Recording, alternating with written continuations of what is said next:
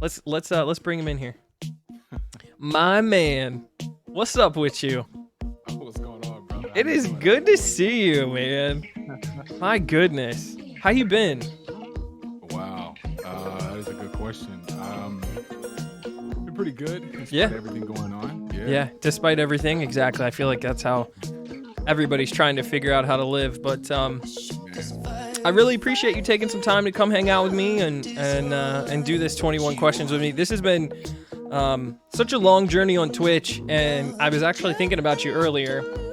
I went through and I went onto the chat and I checked the follow age, and you've been following me for a year and a month and change. And I've only been streaming for a year, 2 months and change. So like literally we go as far back as pretty much anybody in my channel, which means a whole heck of a lot to me. And I just appreciate your love and support over the year and change. And I when I think about who to bring on for these, you're exactly the kind of person that I want to bring into this, to not only show off you and give you a platform for us to get to know you, but also because you've dedicated so much time and energy to me that it just feels right, you know? I feel that. I feel that. Yeah, Yeah. I still remember whenever you commented on my Twitter post Okay. and then came into the stream like the same day. Yeah. That was my first brush with you. I didn't realize it was like right around that same time frame. Yeah. It's crazy. It's That's wild, crazy. man. It's wild. And you know what? I will say this. I think a lot of times the relationships on Twitch and Twitter, and how, Twitter can be sometimes not a great place, and can be exhausting depending on what happens and who you follow. It is cool to have a fun story like ours where you meet somebody, Yeah. you become friends, and then it sort of develops and continues over time. I mean, that's what the platform, I hope, that's what I hope out of the platform whenever you have an interaction with somebody. So it's been cool to Yeah, see that absolutely. happen. Yeah, Um, absolutely. no, go ahead. No, I totally agree. I have that same vibe, that same energy.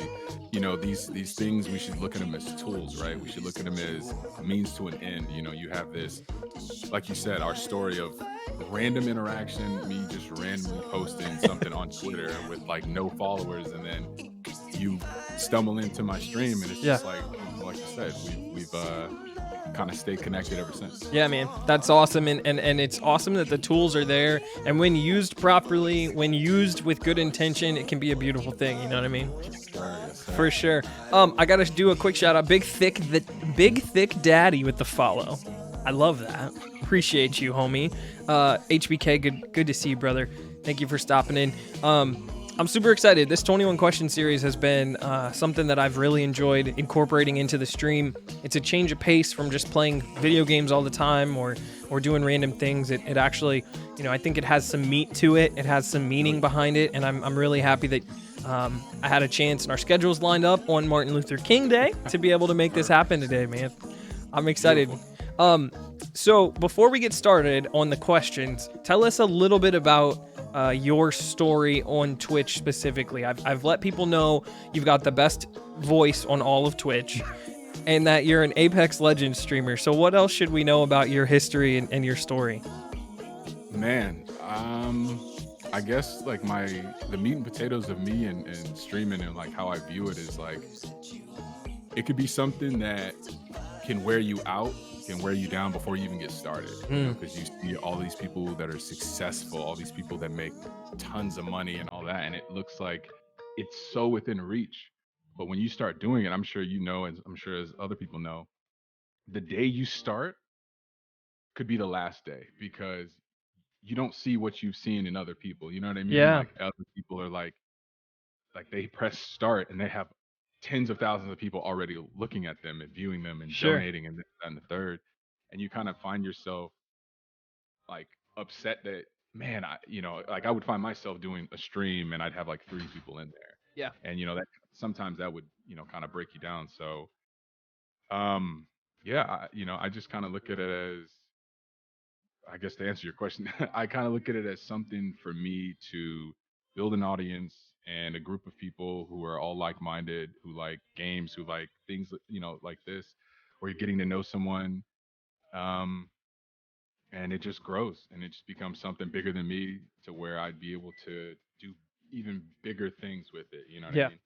Yeah, I love that, and you're right, and it can be. I think the two things that come to my mind when I think back on the journey so far, you don't really realize the types of skills you don't have that you're going to need, Yeah. right? Like it's one thing to have like the equipment and sort of have, the base level of knowledge of like how to plug everything in and make it work. That's like its own challenge, but Right. the ability to do everything else, to be able to manage social media, to make your own Right. graphics or emotes or whatever it is.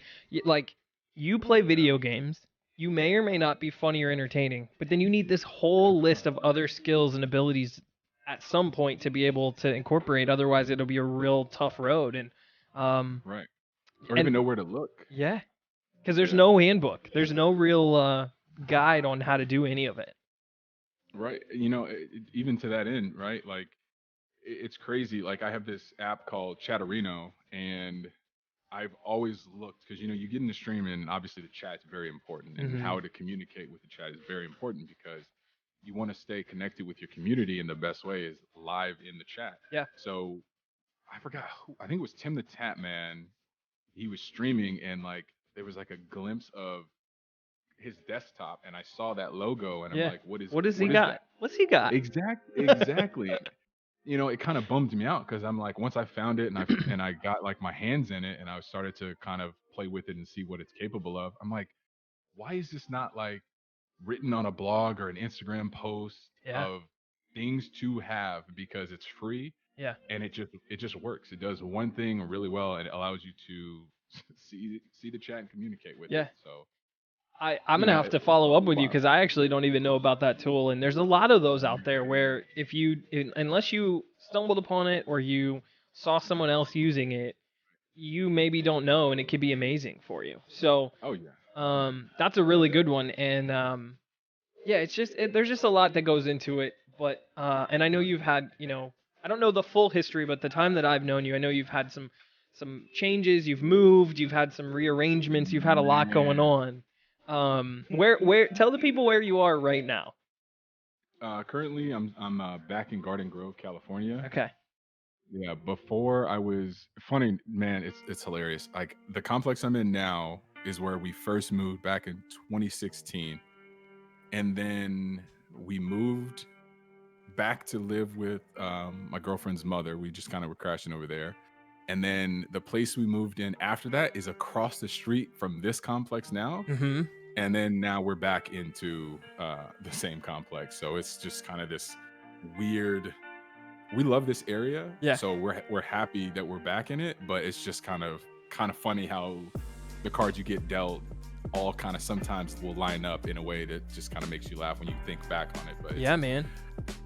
it's frustrating. Though, Yeah, I was gonna say, I know it's been a lot for you guys to kind of go through, and I know, figuring out a routine and figuring out a setup with you and your lady has been a whole thing. But I'm hoping that you guys have sort of it kind of locked in and sort of settled and established now, and you can get back to focusing regularly on your streaming career and what you're doing over here on this, because I've always enjoyed.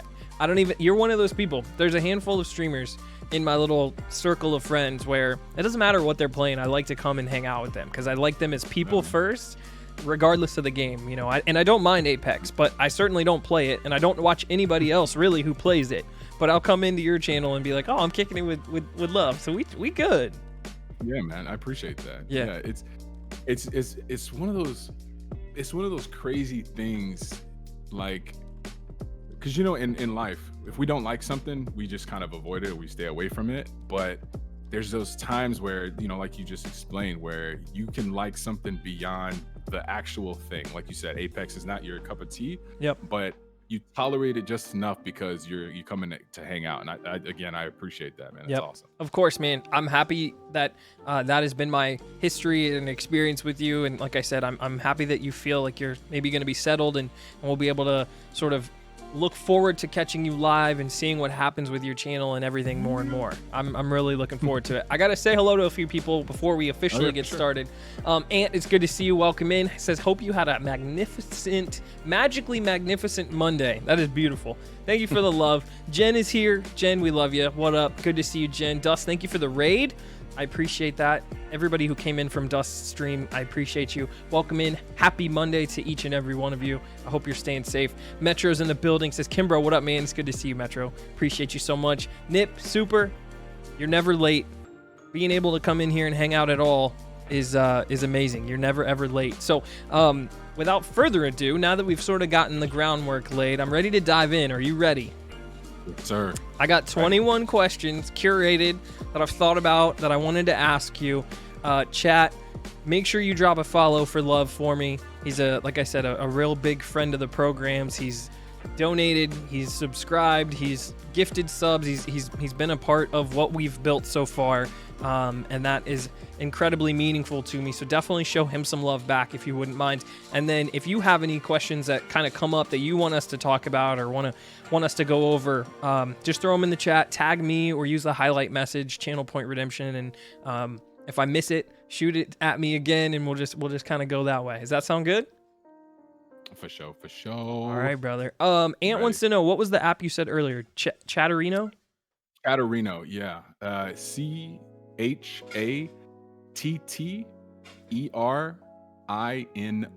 Okay. And the logo is like a blue and silver sea that looks kind of like a thought bubble. It should be free. From last time I checked, it was free. Okay. I think it's donationware, so like it's freeware, but you can also opt to give them, a couple dollars. Okay, nice. But you sync your account to it, and then you can basically have tabs. Like I have your chat open on mine because all they have to do is type in your name, your Twitch name, and I can see the chat, and then it does the highlights, it does individual badges. You can scale up the font. I love that. Yeah, I'm definitely gonna have to start doing that. I usually open up the stream manager and take they have like a pop out function, and I put it on a page over here, but it may not be the best solution. So I'm always down to find something else that works a little bit better. So appreciate the insight. Absolutely, man. Absolutely. I do. Monkey, it's good to see you, brother. Welcome in. Monkey's had an awesome stream today. He's an incredible streamer as well. Mod, good friend, rocking with me forever. Okay, let's get into it. I got, like I said, 21 questions. Thinking back to where we were when pre-pandemic, when everything was okay and everybody was still chilling, what was the last concert you went to? Can you remember the last one you attended live?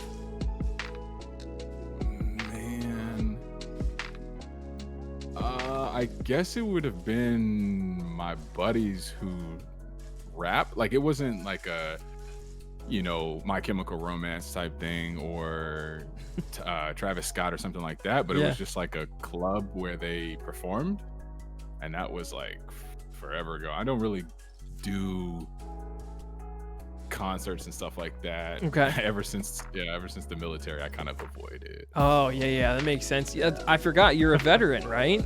Yes, sir. What branch did you serve? The Marines. Hoorah! I knew I loved you. My dad was a Marine. I knew it. I remember you telling me. Yeah. I remember you telling me that. Well, we appreciate your service. Thank you for that. Thank you for doing all that you can for our country. And it makes sense why you would probably avoid large gatherings.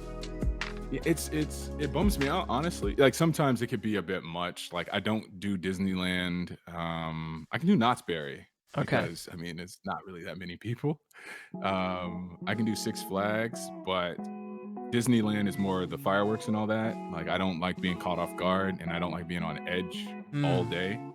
But yeah, I just try to avoid, the big crowds, and concerts too crazy. I did, funny story, true story. I did EDC. I did a security event when I was in 29 Palms, and they took us to Electric Daisy Carnival. Okay. Oh my goodness. So that technically is the last concert. Okay, that was 2009. That's amazing. Yeah, I love that. That is hilarious. I'm laughing at also because you of all of the bands you could have shouted out, you said My Chemical Romance, which is like Jensen loves My Chemical Romance. Yo, I don't know why it just kind of like, I was like, yeah, My Chemical Romance, of course, why not? Yeah, them. I have not gone to a concert though, but yeah. I love it. I love it. Yeah. No, and it's funny because I'm pretty sure she's like a super fan. So of all the bands you could have said, she's all about it. Steel Curtain says, thank that man for his service. Low key, the Marines are sus though. I'm pretty sure was he I think he's active right now. Steel Curtain is. I love it. That's hilarious. Yeah. I'm trying to think the last time we were at a concert, I want to say the last one that kind of stands out to me was, Mrs. Kimbroplays and I went and saw, oh my gosh, the 1975, which is like an English pop, sort of like, they're like pop, they're rock, they're kind of like a couple different genres, but they're pretty big, and they were in Columbus, and they did this really cool outdoor venue, and they're a band that we found early in our relationship. So here we are 3 years later, we're engaged and we're finally getting to see them live, and it was just really special and meaningful for us. So yeah, that was a really good one. Jensen says, shouting out my fave. I'm kind of sad now because my tickets were pushed back. I think she had tickets to go see them, but the pandemic sort of put the brakes on that. Man, that daggone pandemic. I know, man. God, ruining everything. Can we have a nice thing, man? I swear. Right. This is why we can't have it. That's right. God. Bob the Ice Climber wants to know, how does it differ from the OBS integrated chat? The Chatterino.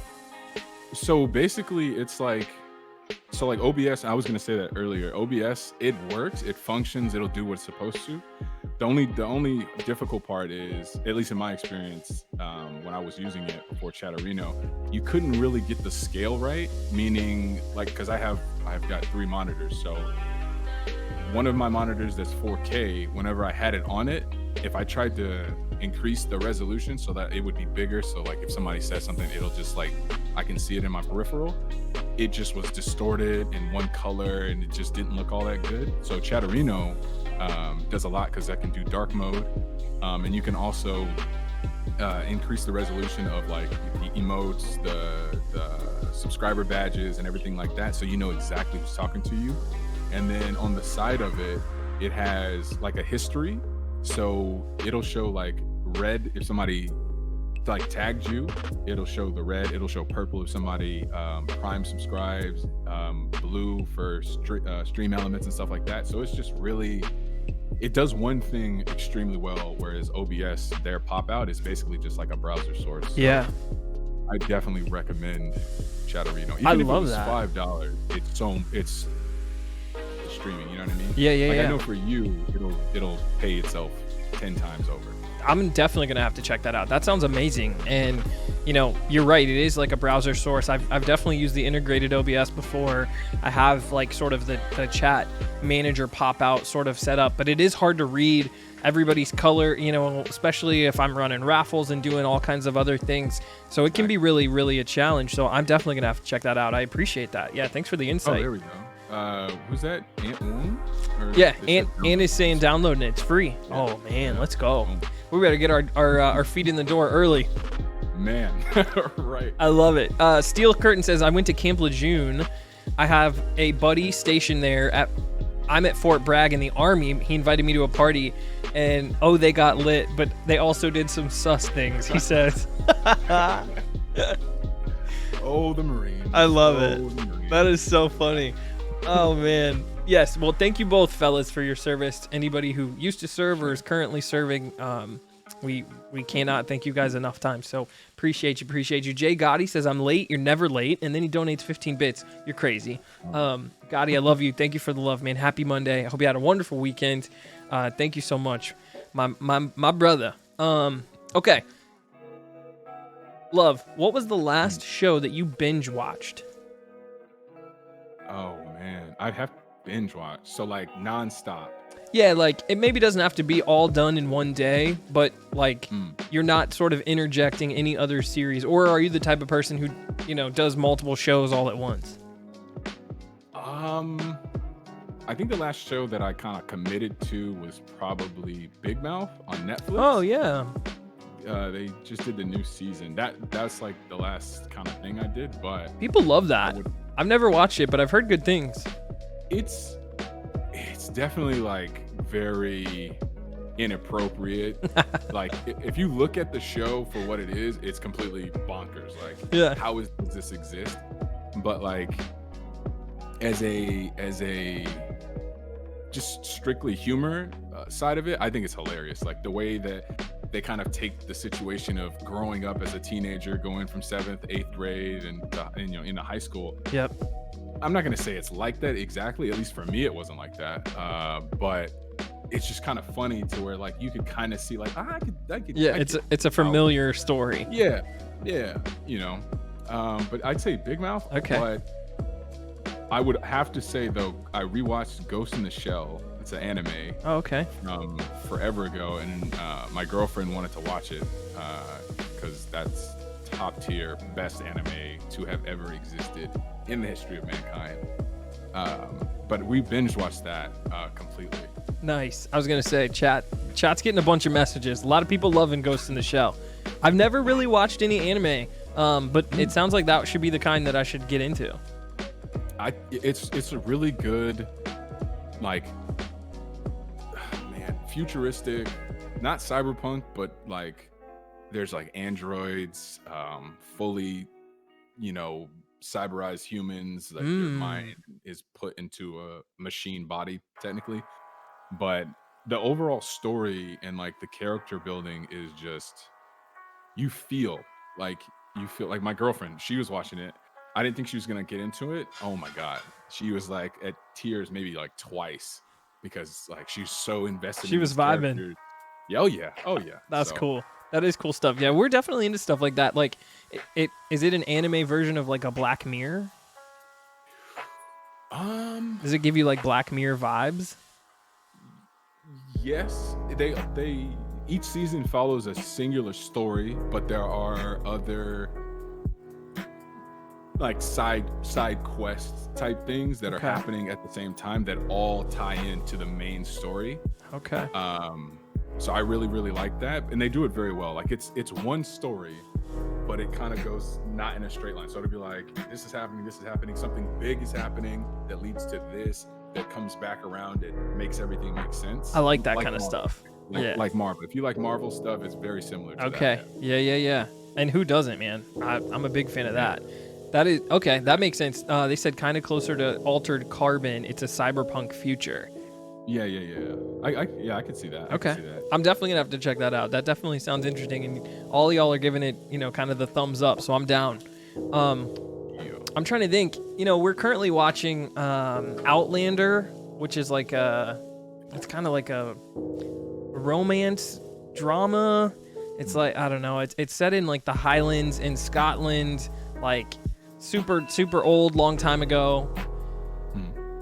And like, so like that's been really good. It's like 8.4 on IMDb. People love Outlander. So we've been doing that. But I would say before that, the most recent thing we watched was Bridgerton, which is on Netflix too. And I think it's kind of a girls show. It's like a, I think they call it a romantic period drama. So like it's set in like the 1890s, 1880s. And it's essentially about like the things that happen in London over the course of a summer where people are trying to get their daughters married to wealthy family, like, you know what I mean? Like they're trying to do arranged marriages, and all the drama that happens surrounding that over the course of a summer is the season. Okay. And so you'll see it. Like people have been talking about it. It came out over Christmas, and people kind of loved Bridgerton. So I think I've seen it pop up. You said it's on Netflix? Yeah, it's a Netflix show. Yeah, I think I may have seen the splash, and you know how they, if you're sitting on it, it basically makes you watch it. It starts watching it. Yeah. Yeah. Yep. I love it. Hayden says he's back. I appreciate you, Hayden. Steel Curtain says, all right, gentlemen, take it easy. I'm about to drop a follow and go play some games with the wife. That is a beautiful thing. We appreciate you.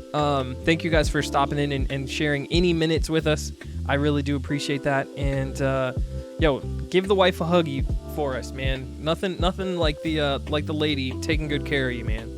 I appreciate that. Jen redeems emote only chat. We love you, Jen. All right, love. What was the very first album / record / CD that you owned? Can you remember it? Man,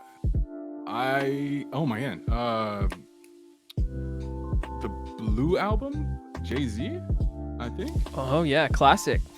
I think it's the first CD I ever got that I can remember, like me having, like, this is mine. And I had like a CD player from my brother.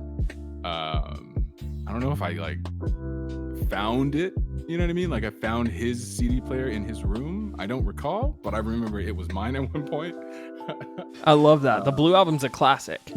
Yeah, I remember that. The most recent though, I would say Eminem's album. That is the most recent. Okay. Yeah. Okay, I feel it. I haven't had an Eminem album, gosh, forever. Is it good? Man, it's good because of the time. You know what I mean? Like he dropped an album that really hit for me as a black guy. You know, Yeah. I know you're that life. So Yeah. it's like it hit me on a whole nother level because of the stuff he was saying in it. Sure. And there's like 2 songs, one specifically that just like I'm like, yo, this is life. Yeah, this is it. he hit it. He's on. Yeah. I love it. Hold on real quick. Mrs. Kimbroplays, what's up? I got it. I was missing my meat thermometer and my thing's burning. She's burning her food over here in the kitchen. She's Uh-oh. about to burn down the house, but she said she's got it. The Blue album, Jay-Z. Okay, I feel it. I'm trying to think. The first album that I had, I think the first official, album was probably whatever. I can't remember the name of it, but whatever album had the Crisscross Jump singles. Do you remember Crisscross man. back in the day? Oh yeah. They wore their clothes backwards. Yeah. Yes. Absolutely. Yeah. They had the green. There's like green seas. I think They did. They came out with like a brand recently. Well, not. Oh, recently. did they really? Yeah. They someone was trying to do that. I don't know if it really took off since they were doing it, but like, no, yeah. Crisscross. I mean, I had early Crisscross. I would say, other than that, I probably also had the Men in Black soundtrack from the first movie. I remember having that on a cassette tape, listening to that all the time. Whoa, cassette tape. Yeah. Man. Yeah. I definitely had a cassette. I definitely remember, Walkman life, man. well, and I had like a little boom box and, side A, side B, I had a Nerf slam dunk, in my bedroom, and just would spend hours and hours. Oh man. Those were the days. Those were the days. I long for that energy again, man. Yeah. Like they always say don't live in the past, you know what I'm saying? But like you might not live it, but like it's like going down that rabbit hole, like trying to chase that itch, like the vibe, the energy, the feelings, being able to go outside and not worry about something happening, man. Yeah. Oh my goodness. Yep. You're all over it. I do. I miss that stuff too. Yep. Man. I can't think of like a more recent album. I've been on the Spotify kick for so long. I can't tell you the last time I actually bought somebody's album, but gosh. And then before that, I was on the Napster kick in high school, so I was illegally downloading and making mixes and whatever. I feel you. You know what I'm saying? So Man. I love it. Love, what is your favorite time of the year in general? Man, favorite time of the year, I'd have to say that's a tough question because I'm from Kansas. So Yeah. Okay, so I'll give you Cali and Kansas. Okay. So Cali, favorite time of the year, all year, because it's the same. Basically, it's just one long season. But no, I'd say California, like April, like spring. Spring is the best because it starts to get warmer. Yep. But the nights, at night, it's just, it's like t-shirt, Ooh. no jacket. You can walk wherever. You can have shorts on. You can have jeans on, but you feel comfortable. Yeah, you're kind of in the middle. Man, it's like putting one leg out of a blanket, man. You know what I mean? Like it's just, exactly where it's at. And then Kansas, dog, autumn, fall. Oh, the leaves changing colors. Forget about it, man. You know the snow's coming. Oh, Now, what's the topography like in Kansas? Because I feel like in my mind it's a flyover state, meaning it's real flat. Because Ohio's real flat. yeah. It's Western Kansas is nothing. There's nothing to see. Keep moving. Don't stop unless you know somebody. All right. I can't stop at all. I was go gonna to a say, gas station and I'm out. You probably Okay? shouldn't stop. Okay. It's miserable, man. Yeah. I hate Western Kansas. But where in the city, I mean, you know, it's suburbs in certain areas in Yeah. the city.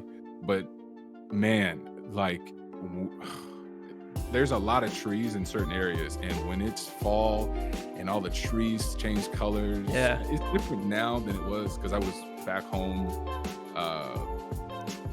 and what is that, 2019? I was there for the winter time, so November. But like that, the leaves on the ground, and you know, like I said, you know, the snow is coming, and it's just, man, Just like, gorgeous. man, you know, it's gorgeous for all the wrong reasons. You know what I'm saying? Like everything is gray, everything is just drab and Sure. dreary.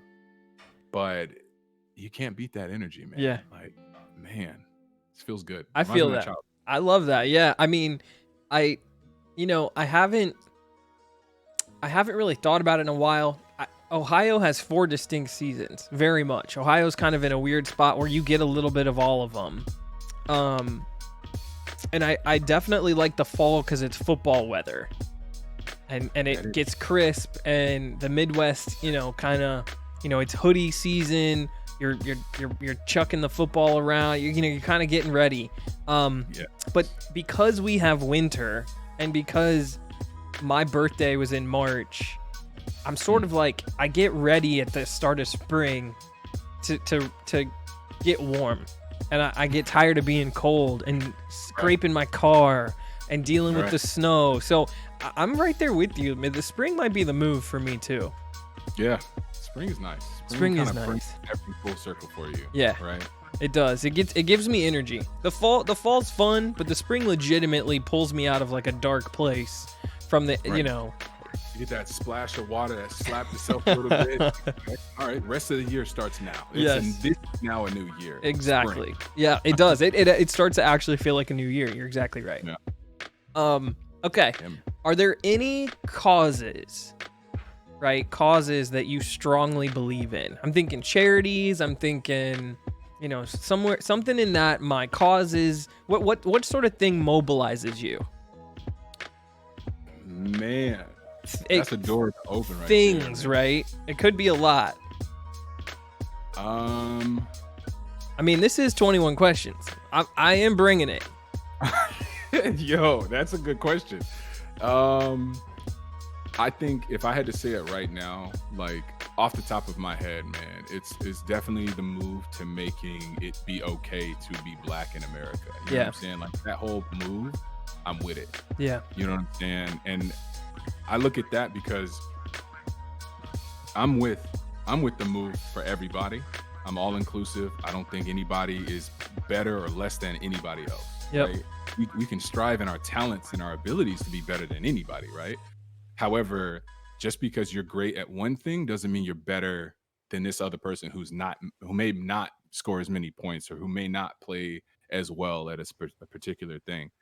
But I think the focus of, you know, letting people see behind the veil of what it is to be black, man, like I'm all about that, man. Mhm. Like, you know, it's kind of crazy because I keep having this thought kind of coming to my head from when I was in the Art Institute and I had a professor. I had like I still have so much passion for this guy, but like, you know how when somebody kind of has your heart, you know what I mean? Like you see somebody, you admire them, and like you kind of, if they put you in, if they say get in the car, you're with them, you know what I mean? Like you're just riding with them wherever they go. So he was talking about how at the time, I can't even remember what year, maybe 2017, 18, but how like BLM was getting a really, really, really bad rap, and everybody was talking about it. And before I was like really invested in kind of knowing a little bit of like what's really happening, he was saying some stuff about how bad they were and how the movement is causing problems for like society as a whole and the actual cause. And I found myself agreeing with him. And I was like, yeah, man, you know, it is. I totally agree. Like, you know, these people are acting like terrorists and this, that, and the third. And then I feel like I know there's another brother who I'm really cool with now that was in the class. I don't think he said anything to me, but I just remember having like a realization after the fact of like, what the heck is wrong with you? Like, did you hear what you were agreeing to? You know, because man, like for the longest time, and again, I honestly had a question in that regard that I was curious to have you answer, but obviously this is your show, so no, I ain't gonna hey, no, you're good. But yeah, like it's the lived experience to be Black is to me very unique. Doesn't mean Black people are just inherently better at things, but it's definitely something to kind of like be knowledgeable of, you know what I'm saying? Just because it's like, bro, people only now are seeing the crazy that we've dealt with for whatever. Yeah, forever. Yeah. So, you know, it's just kind of, it's sobering to see so many more people like okay with like just people who are Black and you're just a regular person. And I'm definitely for that. 100%. Well, I will say this. I completely agree with you. 2020 has been wild. You know, especially the front half of 2020 with a lot of the racial injustice movements getting reignited. I agree, and I think it's really important that we continue to work towards each other than apart, right? And I'm really, I'm certainly really optimistic about the near future in our country, and hopefully being able to mend a lot of wounds that have started to open. And you know, it's certainly an interesting dynamic for me. Where I live in Columbus is an urban area, a progressive area, but I live in a very conservative state. And so once you get about 30 minutes away from where we live, it's a completely different type of person, a completely different type of mindset. And there are some places where, like you said, you probably shouldn't stop for gas, or at least not loiter. And and it's unfortunate that there's still a lot of those places.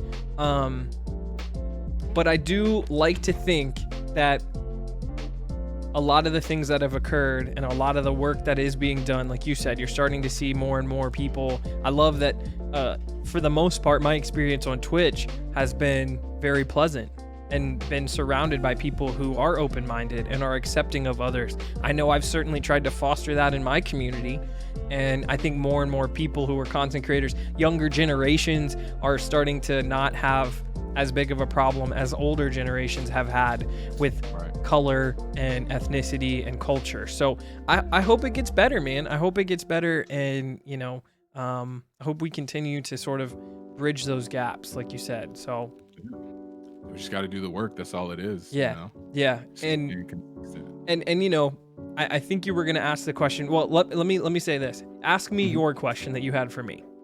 Okay, so basically what I was curious is, because I know my lived experience, you know, being Black in Kansas and dealing with other Black people and how they kind of saw me, because I mean, I speak very well for myself. I've always, since I can remember, spoke very well, but I was always called, you know, whitewashed, or, you know, I'm not fully Black, or I don't act Black. So my curious question is, what was your lived experience like? You know, because I know we identify ourselves as what we are.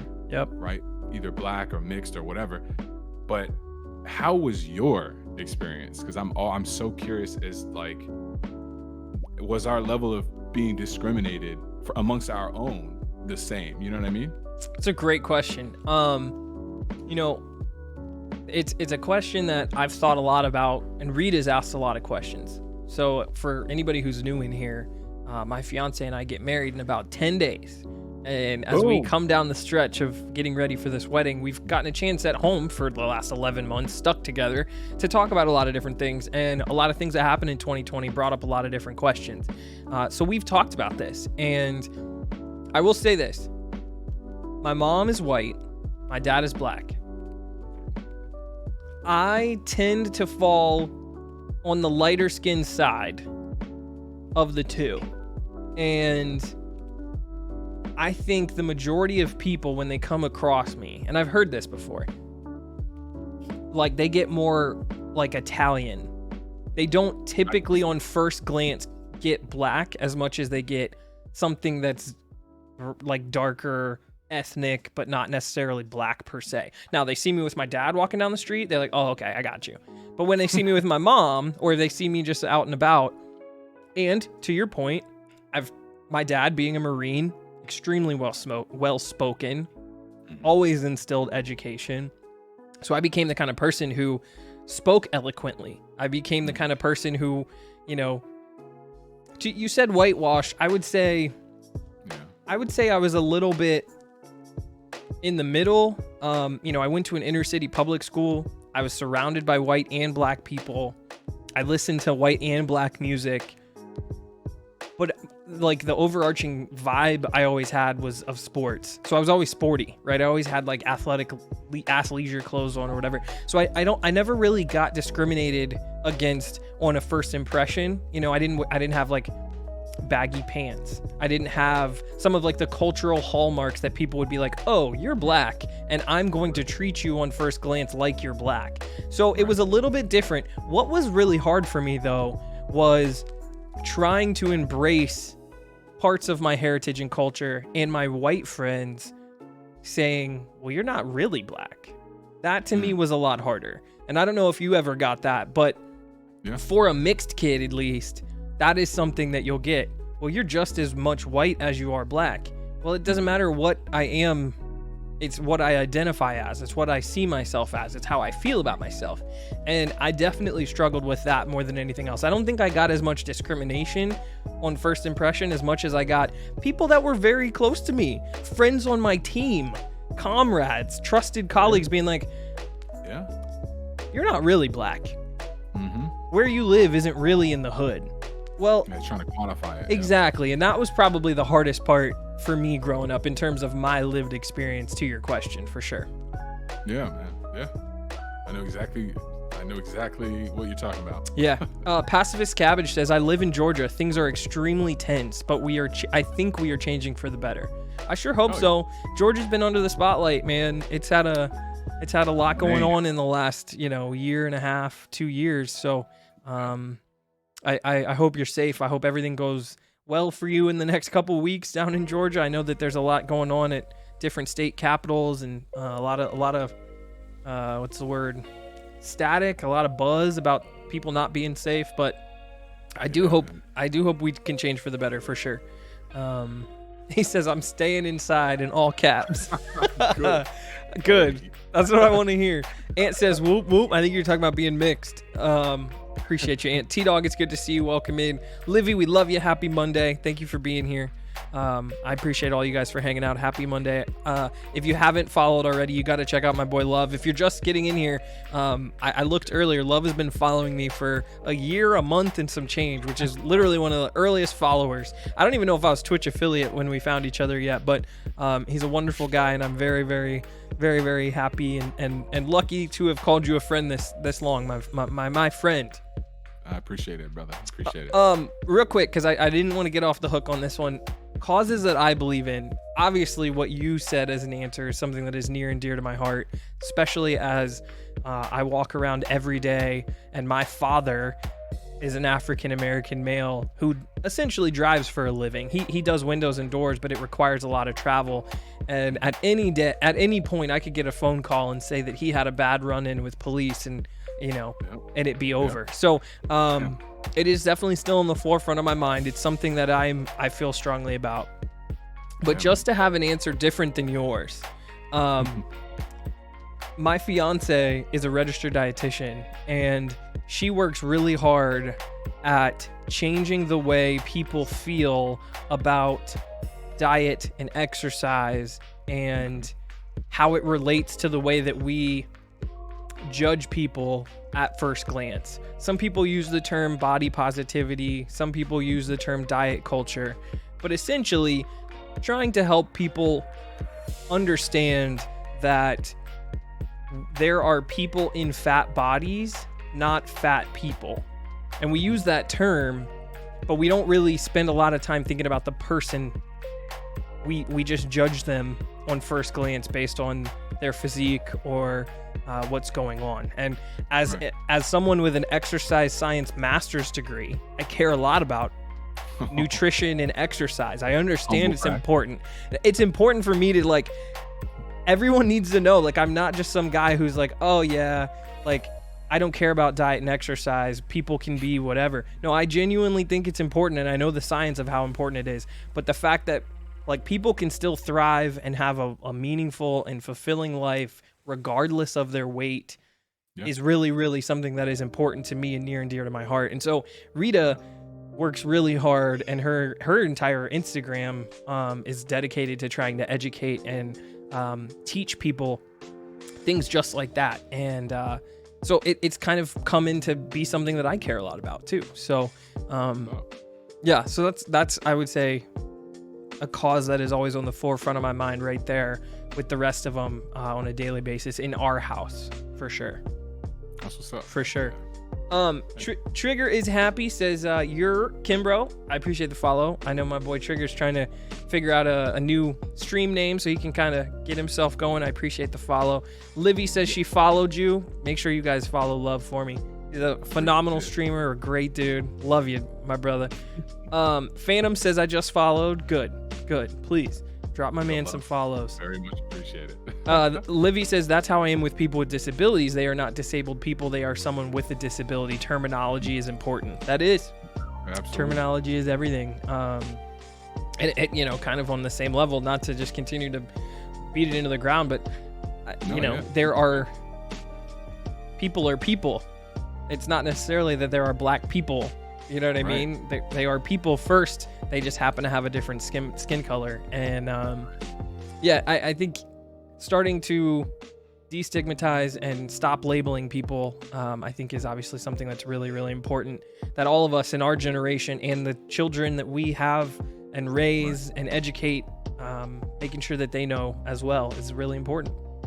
Yeah, I mean, we're human beings, whatever we want. You know what I mean? We're human beings, and then it's ... fill in the blank. Yeah. Right? You're not born a thing.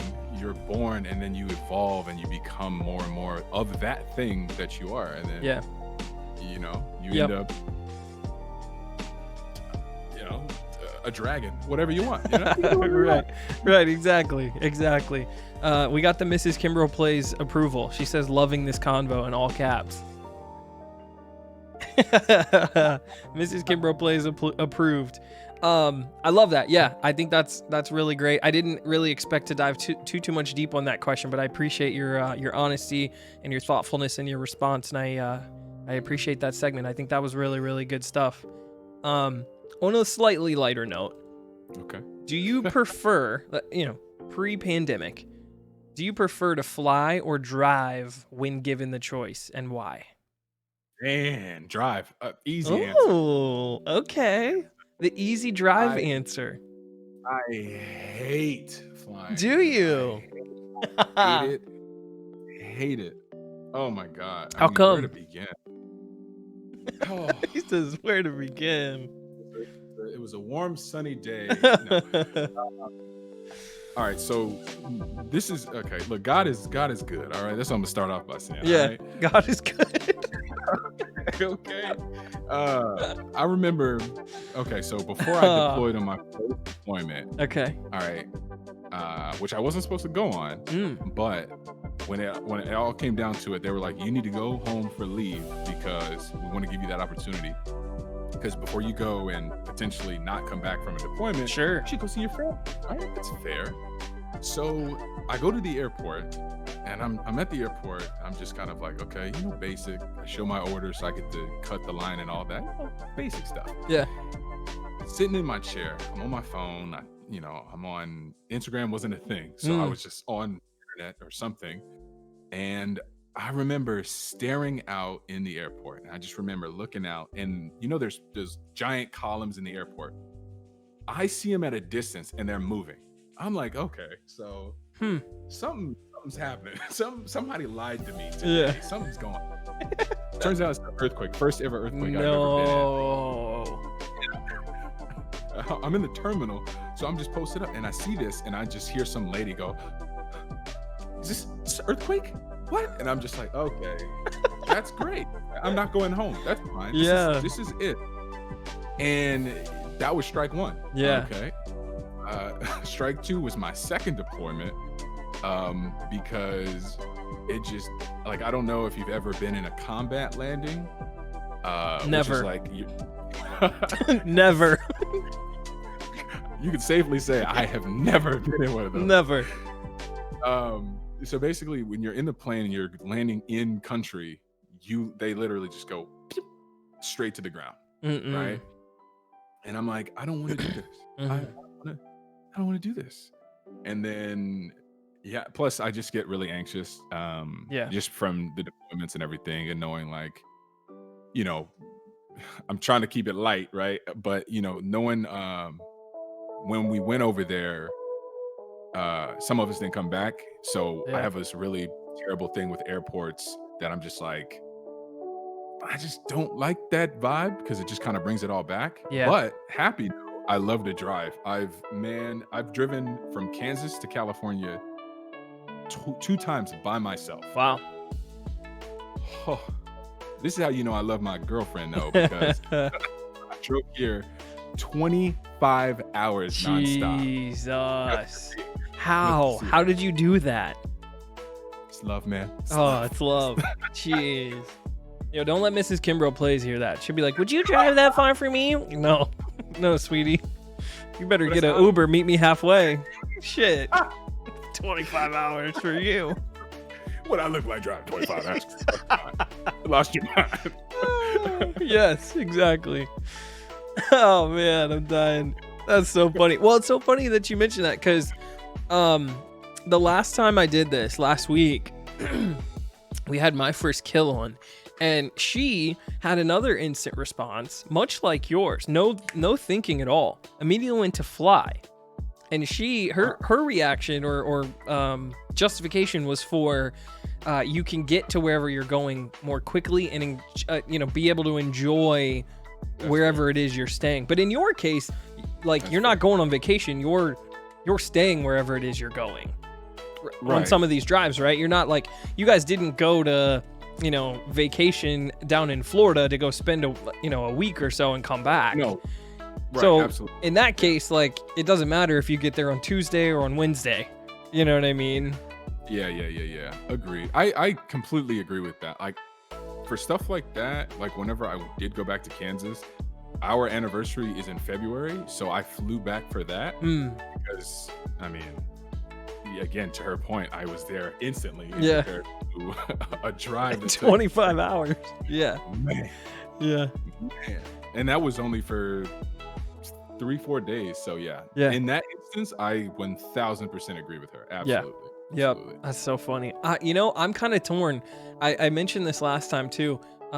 When my dad was in the Marines, he was an air traffic controller. Now, I didn't know him as an air traffic controller, but when I was little, pre 9/11, something that we did almost weekly in the summer in Columbus was fly or drive to the airport and watch planes fly, come in and go. And, just, it scratched his itch because he was, had hopes and dreams. It's a whole long story. He got out of the Marines, and the same month that he got out, there was a nationwide hiring freeze on air traffic controllers. It was like Ronald Reagan and the air traffic controllers were in a fight and couldn't come to terms on wages.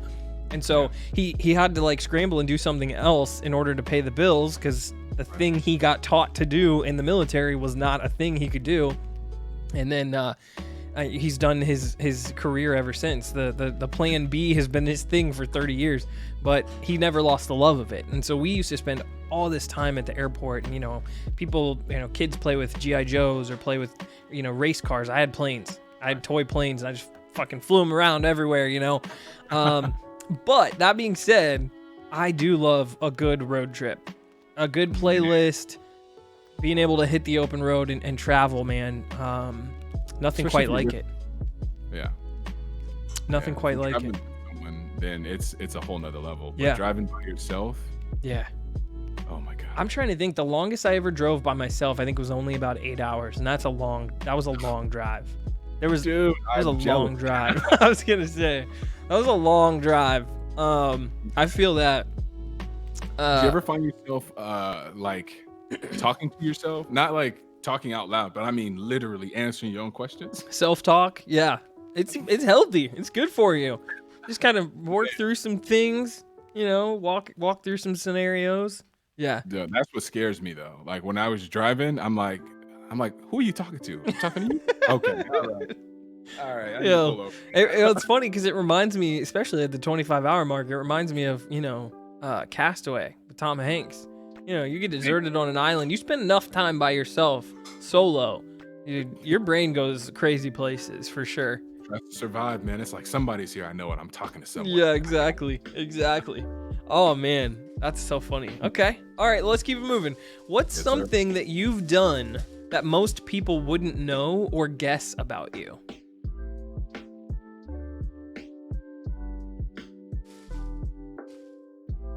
Man. Dude, I told you, 21 questions, man. I'm telling you. I don't do this for fun. This is serious business, my brother. I came here to you did not come here to play. This is no joke. This is real. You gotta ask me one more time. Hold on one more time. Yeah. What is something that you've done that most people wouldn't know or guess about you? Liv says these questions are hard. I got some for you when I bring you on too. Don't you worry. Can I phone a friend? Say right. Yeah. How about this? I'll go first. I'll give you some time to think. Okay. Most of my community probably knows this now, but I don't get a chance to show this part of me off as much as I would like to, just by the nature of, sitting in a chair playing video games with a camera on. But I was, in a time of my life, I was a pretty accomplished drummer, and I was in the band at Ohio State and played drums at a very high collegiate level for 4 or 5 straight years, and got a chance to travel the world and go to games and do all kinds of really special stuff. And if you don't know about Ohio State, college football is major at Ohio State, and the stadium we have seats 105,000 people for a home game. And there's nothing quite like the story, the history, the tradition of coming in at Ohio State is, over 100 years old. This band has been doing what it does, and the way that the band enters the stadium, the playing field is completely empty. All the players are in the locker room, and the band takes the field. And the drummers are the ones who are the first people to touch the grass. And my senior year and my 5th year senior year, because I was able to do 5, I was able to be one of the first 2 who led out the 2 lines that would kind of, walk out onto the field first. And I'll tell you this, it is the weirdest feeling, because one, you're so focused and you're so locked in that you're not really aware. But right. At Ohio State, it's this huge horseshoe-shaped field, massive building, massive outdoor space. But the field is actually about 10 or 15 feet below the bottom front row. And it had something to do with like drainage and making sure that they could whatever. And so you're actually like below the noise.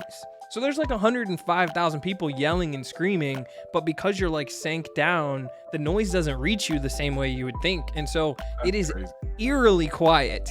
And you can hear, we can have a conversation like this, but there's people clapping and cheering and, fucking doing their whole thing. And so anyway, that's crazy. Yeah, that's something that I don't get a chance to show off, but I certainly loved and enjoyed in college, and have a deep passion for music and drums and so on and so forth. So that's crazy. Yeah. I would say, man, I'd have to say like poetry. I used to be very in tune with like my inner poet kind of growing up, and I would write poems just kind of Poetry. I love it. in a book, and I just kind of do it. And then sometimes I just kind of off the cuff, I would just, if I liked a girl, I might say some poetry. I might drop her a line or two. I might say a little something, Yeah. roses are red kind of thing, Yep. But I think people who know me know I'm very, outspoken. I'm definitely, I think it's called like a social butterfly. Like Okay. I just kind of go anywhere and somebody's going to talk to me. Yeah, Like, make someone's friends gonna with be like, anybody. Exactly. So I think people could guess it, but I don't think anyone would be like, "Oh wait, you did poems." Yeah. Wow. I love really that. don't talk about it. That's super cool. Do you still practice poetry? Sometimes I'll write in my phone. I'll have some thoughts and something. I was gonna say, I don't think you ever really never really let go of it, right? Like it never leaves you. You may stop doing it, but yeah. That's so funny. Miss Kimbroplays poetry plus your voice. That's pretty special stuff, man. That's pretty special stuff. You better let the world know. No, I love that. Thank you. I love that. Lil BB with the follow. Welcome in. Good to have you guys. Quick shout out. Thank you guys for being here. Love and I appreciate the support, whether it be live in chat at any point in our time in our journeys here on Twitch and beyond. You taking a couple seconds or longer to come and say hello or spend some time with us really means a lot. So thank you guys for doing that and being here. I appreciate you. Nate, good to see you, brother. Welcome in. If you could bring back any fashion trend, what would it be? Man, dude. I know. What you thinking? Suspenders. Oh, little Urkel action. Oh man, suspenders are, when done right, can be pretty dope. Oh yeah, dude. Oh. And the only reason why is just like, I look at it, it's just one of those accessories that you could do so much with it, from just having a pin like you would do on a tie, but just like a logo. Like imagine like a Nike swoosh or the Adidas trefoil, or even your own logo or something, just kind of just on it. On a suspender. Or you could kind of play off of what is that movie? I think Adam Sandler's in it with Sarah Parker. What's her name? From Sarah Jessica Parker? Wait, no, Jennifer Aniston. Jennifer Aniston. Yes. That movie where she has like all of the pieces of flair. Yes. I know where you're going. Something like that. And that's okay. Wait. That's Office Space. Where they break they bust up the printer in the field. Yes, man. Yes. Damn, it feels good to be a gangster. Yes, dude. I love it, man. Because it would be one of those things that would catch everybody off guard. That is a great one. I had not thought about that, but that is exactly why you ask people that kind of question. That is a fantastic one to bring back. Especially like you said, with your if you've got a brand or your logo sort of either in a pin or on the buckle or in the latch that like slides it up and down, tightens it. That's a good merch idea. I think when you really pop off on Twitch and it's time to make some merch, that'll be my thing. I'll just wear suspenders on everything. I mean, not only you, but like that's what you sell to the people. I love that. I said this last time. I know you're gonna appreciate this one. And they kind of snuck back in, but for real, starter jackets, especially like the team starter jackets. Okay. The big puffy ones that you would full zip. They had like basically like the hoodie pocket in the front, real comfy, bright colors, patterns all over them. I love me a good team starter jacket, dude. Starter jackets are like the JanSport backpack of jackets. Like everybody has it. Everybody needs it. Yep, the JanSport backpack. Yes. Man. Gosh. Yeah, those bad boys were everywhere. Don't get Miss Kimbroplays going. She'll be reminiscing forever thinking about, her what is it? Lisa Frank Trapper Keepers, and Trapper. the stuff you Oh used to my have when you'd go to school. You know what? Oh. I think I have a question on here. Mhm. I'm trying to look at my list. I know I have a question in my list is like 100 and change long, and then I pick out 20 some that I like. I don't have it in here, but it would have been perfect segue into what we were talking about. But I'll just ask it anyway. So you get a bonus question. I got a bonus question. You get a bonus question. What did you used to have in your locker at school? What could we find if we went into your locker? Everything. Paper thrown everywhere. I was so unorganized in school. Like all of high school, the beginning of the year, and then we had like locker clean out days where like everyone had to take everything out, and they had to like, I mean, they were locker cleanup days, but really they were just making sure nobody had anything illicit in their lockers. Yeah. Which my aunt would have killed me, so I never lived that life. So Yeah. there's that. But yeah, dude, oh my God. I don't know why. I see, now I'm getting depressed. I know, right? Oh, Yeah, that's so good. Yeah. Paper stuff. Just paper. Yeah, I was really bad about keeping track of paper. I would say shoes. I feel like I had a lot of different types of shoes. Like, if I played if it was baseball season, maybe I had cleats with me. If it was basketball season, I had, you have like shoes you wear down the hall, but then I need another pair that because I can't be on the court with the same shoes. So, yeah, I don't know. It would be something that, or like, I remember keeping like book protectors. Like we used to make book protectors out of like brown paper bags, and then they would like rip real fucking quick, and so they'd just be like a shredded up book cover that would be all torn up. Stuff just covered in goofy, drawings. yeah, just goofy stuff like that. Definitely. You probably find some duct tape in my locker. I made a duct tape wallet like Yeah. Oh yeah. Everybody loved it. Like I remember when those were hot. Those were hot for a long time. People love their duct tape wallets. They had people doing duct tape wallets. I seen some girl, she could fold Starburst wrappers like it was origami, man. I didn't make those things to me. She made bracelets and wallets and all that stuff. A purse out of Starburst. I'm like, first off, your stomach hurts. You ate too many Starbursts. I know that for a fact. Yeah. Like, what are you doing? But that bag, not bad. Not bad. I remember seeing an article. A girl made a duct tape prom dress. She spent like the whole school year and that was when duct tape could be colored. Like you could find the colored versions of. Oh, okay. And so she kind of put it. She did them all up, and yeah, I remember that being like in the news in Columbus. I'm like, what the? I would not be taking you to prom, sis. What are you doing?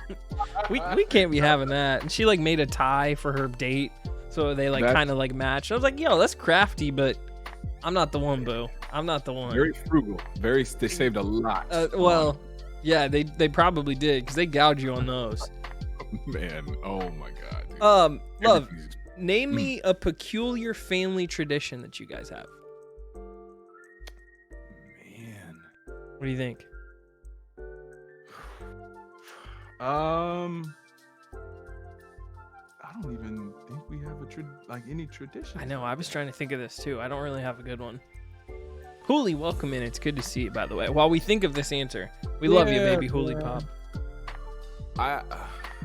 Wow. Yeah. I don't think we have really any tradition. My family, we really never do traditions, man. Yeah. I don't think we have one. I'm gonna make up something. I'm gonna have a tradition for my kids. I know that. Well, okay, that's a good question. What kind of thing is something that you think you would want to do?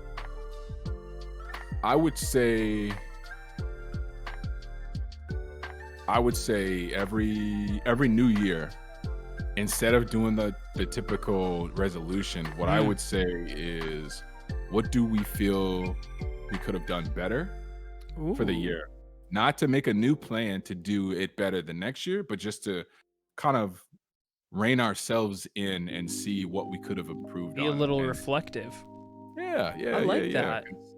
I think doing that is better than trying to get yourself hyped up for another year and then possibly fail. Yeah. And what did you learn? That's what I'm trying to say. What did you learn in the last 365 days? I love that. you could have done better. Yeah. And then because when you admit that to yourself and you call yourself out, you start to realize like, I mean, I didn't do that, but, or rather, I could have done better at this. But then you start to remember like, but I did learn this. Yeah. And that's what I want for my kids. You know Yeah. what I mean? That tradition, that's, yeah. I like that. I that reminds me of the sports adage, like you learn more from a loss more than any win ever. You know what I mean? That kind of mindset. I love that. Yo, Miss Kimbroplays, put that down somewhere. We're gonna need that. Yeah, man. For our kids. I love that. That's a great great spin. And you know, figuring out a way to have a family tradition that is new and unique to you guys, completely unique. Yes, sir. I love that. Well, and then we're gonna steal it, but yes, you know what I mean. I love that. It's a joint operation. Yeah, there we go. There we go. The team effort. You know, I have trouble with this one too. I wonder. I don't know what it is, but I don't have a family tradition that really stands out to me, especially one that I would consider peculiar for the question. Or, you know, we're kind of standard, pretty boring. We don't really do anything special.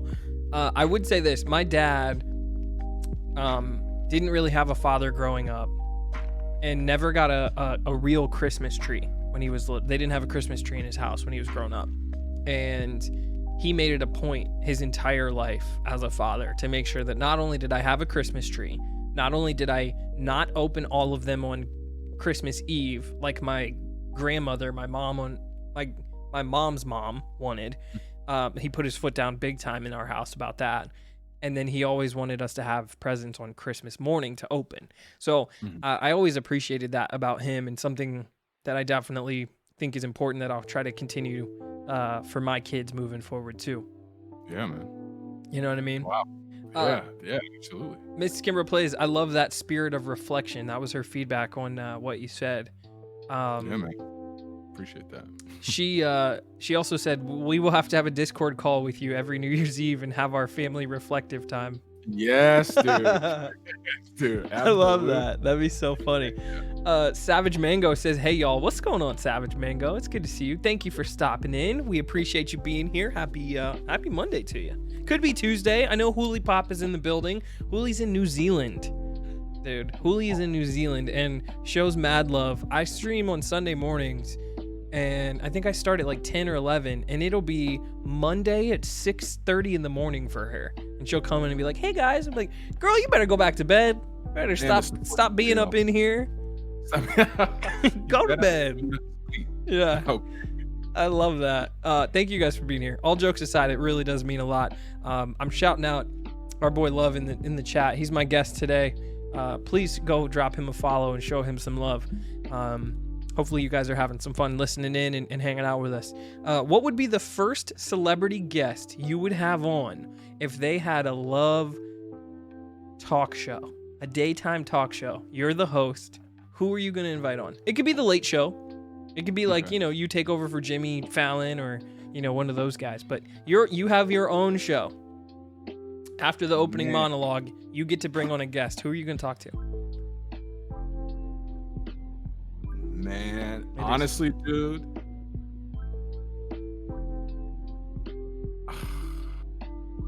That so many options that come to mind. I know. It's 21 questions, man. That's how it goes. I just, you know, this is how it goes, bro.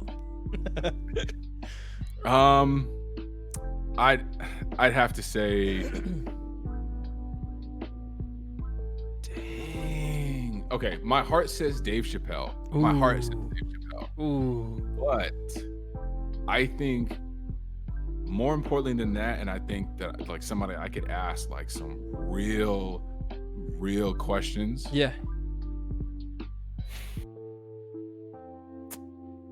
Dang. Oh my God. Dude. Because I don't want to have Obama. You know what I'm saying? I feel like that's such an easy person. Him and Dave Chappelle, I feel like it's just easy because I'd ask him on a heavy. Yeah, you know what I'm saying? Like it would just be like instant bestseller. I want something that like effort. You know? Yeah. So, man, I'm sorry. Like, I'm very passionate about like things, and that's why I'm like so excited. I've been talking about doing this with you for Yeah. being on your show for the longest time. I'll My say we've had girlfriend- we've had this on the calendar for like almost 2 months. So I'm really glad. Man. All right, I'll give you an answer. I will say, man, oh my God, I'll say,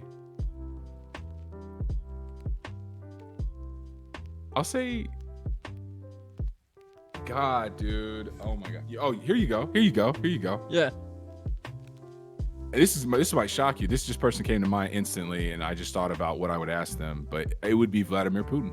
Oh, It would be Vladimir interesting. Putin. Absolutely. You'd have him Absolutely. on. Absolutely. Okay. It would be controversial, which would obviously build buzz, but ultimately I've got a strict set of questions that are all around the same type of like backing, like why I'd be asking it, but I'd have him on. I mean, obviously, you where would you start? You'd have a million things you'd want to talk to him about. I mean, particularly I would ask like what goes through your mind when you make decisions. Yeah. Because ultimately in life, we don't really have leaders, especially in America, that are like so like old school, meaning like you still do work as if it was the Cold War, right? Make people you know what I'm saying? So like I just would love to know if I could get truthful answers from this man. I would just be like, like what goes through your head? Because I believe in evil. I believe people do evil things, and I always think to myself, like, are you your own hero? Like, do you truly in your heart of heart believe everything you do is just right? Like you are correct in all your actions? And I think that would really shape more of my future at that point afterwards, and I think other people as well, because like you get it from the horse's mouth. Yeah. This person is telling you like I am 100% correct in all of my actions. So that'd be an interesting one. I mean, I don't know how often he does interviews, so I mean the hypothetical of it would be he'd be cool to come on, he'd be down. But I mean that'd be fantastic. I mean some of the stuff you'd be able to get out of him. Yeah, it's a tough question. It's a really tough question because there are some instant layups that I think come to everybody's head when you first think about it. I would probably bring on somebody like LeBron. I would want to talk to LeBron, and obviously my show would most likely be sports related, so that's part of the reason. But the other reason would be, I think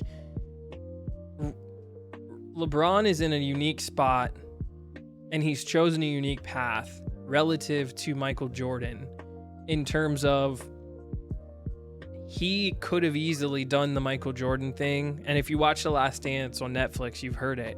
But Michael famously said, I don't want to get involved in politics. I don't want to use my platform to be divisive or to like really stand on one side of an issue, because Republicans buy tennis shoes too. That's what he's famous for saying. And while I get it, while I understand what he's saying, I appreciate any top level athlete that actually uses their voice and their platform for social change, and for what's going on. So he would be, there's the Ohio connection. We're both born from Ohio. LeBron would probably be the person I would want to talk to, and pick his brain about just certain things. It's always fun to be hypothetical about things like this and kind of, think about what you would ask somebody, but at the same time, I wouldn't let anybody off the hook. We'd be like you'd be asking the hard questions. Man. Yeah, I totally get that though. Yeah, I'm not too big into sports, so like I don't really have a lot of knowledge on an individual athlete, but I do agree 100% that it's nice to see people breaking that norm, that what was comfortable, and now that things are so, like we were saying earlier, so apparent, like you cannot avoid it because it's in your face everywhere you look. Like these things have been happening, right? Like the stuff that takes place is, that LeBron or other athletes or people like yourself or me have been talking about. You're only seeing it because technology has gotten so good that everybody is a cameraman. Yeah. And, with social media and things spreading instantly like wildfire, right? So just because people are so aware of it now doesn't mean that this hasn't been happening and still happening in the dark for generations. Forever. So, yeah, it's definitely nice to have people, like you said, with his platform to be that megaphone and just blast it so people are like even more forced to see. Yeah, see I mean, even so much so, like, I'm pretty sure the NFL or the NBA canceled games, they stood up in protest essentially and said, Right. we're not playing. That type of stuff has not traditionally happened in sports, and Never. Right. I like to sit back and think that the close-minded white supremacist who cheers for Team X doesn't like the common everyday person of color, but will cheer and buy the jersey of the person of color and go into the stands and clap that person on. When that person stands up and says, nah, we're not playing tonight, that hits a little bit differently. And if we can continue to do that, that's why I appreciate something like what LeBron's doing, or any of those guys. And it's more than LeBron. It's a laundry list of them. But the modern day athlete that has Twitter, that has a brand, that is aware and socially active, that to me is a special person that we haven't always seen in sports. And that one to me is even more meaningful than normal. So yeah. I mean, they're risking their career, Yeah. So that definitely is. It definitely rings true to the people, I absolutely. Yep. I gotta say hello to Cutie. Welcome in, Cutie Sight. Good to see you, brother. 99 Games, welcome in. I appreciate all of you guys being here, hanging out, listening to me in love, kicking it with us tonight. 21 questions. We're about just over the halfway part. So it's coming down the final stretch here. Super says, would you talk to Kobe if he was alive? Oh, of course. Kobe's a legend, man. Kobe's a legend. I would love to talk to Kobe. So sad. Such a sad situation. Man, I couldn't believe it. I was in shock. I was actually right here. I was sitting right there on the couch when we got the Twitter break, and I was like, "This has got to be fake. This is like TMZ's trolling. This is fake. Right. Some weird shit's going on. There's no way." And sure Right. enough, man, we sat here the rest of the day just shell-shocked watching. So it's pretty crazy. Monkey Ant 1 with the 10-month sub on a 10-month streak. You're a legend, brother. I love you. I love you so much. I appreciate you. Thank you for always being here. Monkey, get ready for 21 questions for yourself in 2021, my guy. I'm coming for you. Love, if you had the chance to be in the Olympics, you could compete in anything. Winter, summer, doesn't matter. Which sport would you compete in? X Games, man. Like, since the X Games is, Ooh. I believe it's still a part of the Olympics, right? They merged, if I remember correctly. I don't know if it's something separate. I know that many of the X Games sports are official Olympic activities as well, like snowboarding, like like the big I can't remember, the super ramp or whatever. They have it in the X Games, and I don't know if but I think they're separate officially. I think it's a separate thing. Okay. Because I would say skateboarding, freestyle. I would do that. I'd do street. But that'd be I think that's an Olympic sport now. I think you can skateboard in the Olympics. Oh yeah, then if it's that, then 100%. Yeah, I'm like 99% sure they added that. I know they added breakdancing recently, which I didn't even know. I was like, wait, what? Yeah.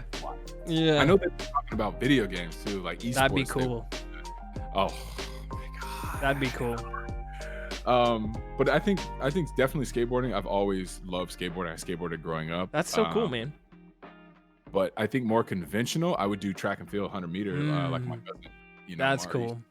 Maurice Green is my cousin, and wait, Maurice Green. That sounds familiar. He set the world record in the 90s. Yeah. 979. Yeah, that's he was a sprinter, right? Yes, sir. I'm googling it right now. I was gonna say that I'm a big sports person, so certain names stand out to me. I'm seeing Maurice Green, a fighter. Oh, You spelled it wrong. Oh, there's same Maurice Green sprinter. No way. Yes. Kansas City, Kansas. Sir. Get out of here. Sir, that's my cuz. Yeah. That's wild. I would do his sport, his event, Yeah. and I'd poop on him. And just give it to him. I'm talking Usain Bolt times 2. I love that. I'm gonna show everybody in chat. I took you and I off the screen here for a second because I wanted to show Maurice. Yo, he's a tank. Oh yeah, That's amazing. he's a chunky monkey now. Now he's a grown adult. It says his Wikipedia says he's 46. Yeah. Oh, he's living his best life. I Good for seen him him. the other day, and he was saying like on Zoom, but he was saying how how the reason why he's not trying to like be in shape or do any of that like to that extent like he did, he's like, I broke my body doing Yeah. that for all those years. I Yeah. got my accolades, my trophies. What I need to do that for? Yeah. And I'm like, okay. I mean, feel you know what? It's so funny. Like the pandemic has kind of like created a little bit of that in me as well. Whether it be, adding 5 extra years of stomping, probably more like 10 extra years of stomping around on my ankles, knees, and toes just to wear a uniform and play a drum on a college football field. Like I feel like I'm 42 and I'm turning 32.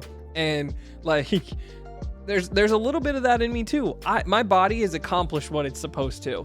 I'm changing chapters now, and it's time for me to do something else. And so I kind of feel him right there. I feel him very much. But that is super cool. Sprinting against your cousin and stomping on him would be super dope. Man. Super dope.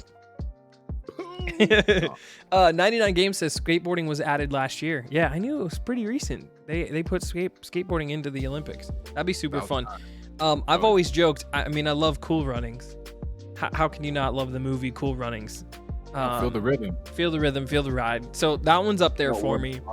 I also always talk about. I would love to be a fly on the wall at any of those like epic, historic Olympic basketball practices. Apparently the US Olympic team with all those boys, they go harder in practice against each other than they do in the games because Team USA is just so much more dominant than anybody who they usually face in the Olympics.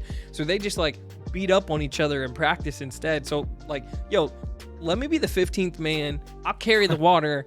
Like, I don't really care, but let me be up in there and get courtside seats to watch these guys go to work. Man. All while wearing the red, white, and blue. I think that'd be pretty cool too. Yes, sir. Yeah, that's actually kind of wild. Like I do know the American teams are just kind of little g gods in the world when it comes to basketball. But yeah, just to see them retain that energy in a practice would be crazy. I know, right? I know. That's Notorious Nate says you want to be Christian Laettner. That's exactly who I'm trying to be. Christian Laettner was like this goofy white dude from Duke in the 90s who made the dream team.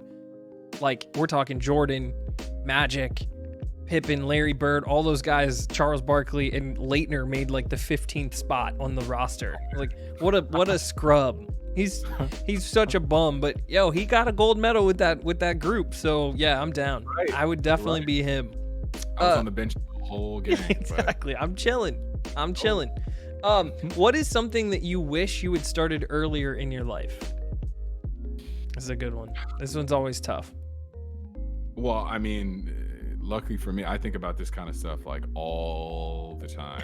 But I'm with myself, Yeah. all the time. So I'm always thinking. I would say this, doing streaming, or actually committing to it, and because I did YouTube briefly for like a year. I was doing videos for my car. Okay. So in that lifestyle, but like being a personality in the internet, in that space, Yeah. if I had a wish, granted I've learned a lot of lessons along the way without doing all of that, but you wonder what if, right? You wonder if I would have just hunkered down and just sucked it up and dealt with whatever frustrations it came with and just committed to it. That would have been, yeah. No, I feel that. I I don't know, can't remember who I was talking to recently, but we talked about something similar where like, oh, I was talking to Nate. That's what I was talking to. I was talking to Nate over the weekend. We were recording our podcast episode, and we were both thinking about just how like disappointed we are that we just like missed the window when we were younger to have, you know, had Twitch or YouTube been something that you could pursue as a career when we were at a point in our lives where we weren't already done with school and working and kind of locked into what we're doing. You know, had I been 17, 18, 19 with aspirations and this been something that you could actually pursue, I would have loved to have tried to do this. I would have started it way earlier had I known and it been a thing. Yeah, it's definitely, I think, and again, that goes to lessons, right? What did you learn? I think for me, out of not taking those frustrating leaps forward when there wasn't really a path in front of you, like there's just fog on the ground. I think it's one of those things to where if you have an aspiration for something and you can see it, that's all the more reason to try and fail, you know, because if you fail, at least you know you tried. You did it. You took the steps where people said you couldn't. Right? You look at PewDiePie for that matter, right? This dude was a nobody. Right? Like for the, you know, compared to what the industry would consider good. And now the dude is the guy. You know what I mean? So no, you're all over it, and that kind of courage and stuff. You know, it takes a special kind of person to put themselves out there like that, and that's certainly, you know, I definitely know that I'm in the same category. I would have loved to have had a chance to get started on this earlier. I will say this, just to sound a little bit different than you, and have an answer different. It wasn't until I was in my mid to late 20s that I found the love for cycling as an exercise activity. I had always, you know, played sports. I had always, you know, in college ran, you know, to sign up for a 5K and run or whatever. I got into strength training. I loved lifting, but I got into training for a charity event in Columbus that's like linked up with Ohio State that raises money for cancer research, and it's a cycling event. You bike 50 miles, 100 miles, or 200 miles, and all along the way there's like an entrance fee that's like $1,000. You have like months and months and months to raise the money, but all of that money goes towards cancer research and Ohio State. And I didn't realize that after all of those years stomping on the ground that my knees and ankles and stuff would appreciate having a cardio activity that wasn't going to be so difficult on my body. Like, and cycling has been so fun and something that my partner and I do, and so on and so forth. Because not everybody loves to run. Not everybody can run at the same pace. Right. And walking is great, but walking has its limits, and cycling is kind of that perfect medium. We love it. No impact on your knees at all. You know? Yep. Yeah. So that's definitely the thing that I would say is up there on the I wish I'd started doing sooner, if I'm not talking about streaming and content. Right. Let's see here. Let me see. Farmer Baseball, 99 games, Mighty Frog. Welcome in, homies. Good to have you guys. Thank you for being here. Happy Monday. I hope you're doing well. We're into the final 10 now. How you feeling? You still feeling good? I mean, some of those questions got me a little sweaty, but I'm all right. I got my towel. You're hanging in there? Okay, good. All right, you ready? Here we go. If there were no limits, I'm thinking no limits in terms of what you do for a living, how much it costs, how hard it is, and you could live anywhere for the rest of your life, where would you live? No limits. I could live wherever. When you say no limits, is that no limits to places or no limits to like in like money for it type thing? Like both. Like you have enough money to live there. You're not necessarily like it has enough, I don't know, resources, you know, if it's like a lost island and you need electricity, we can get you electricity. There's no limits. You can live wherever you'd like. Where would you live?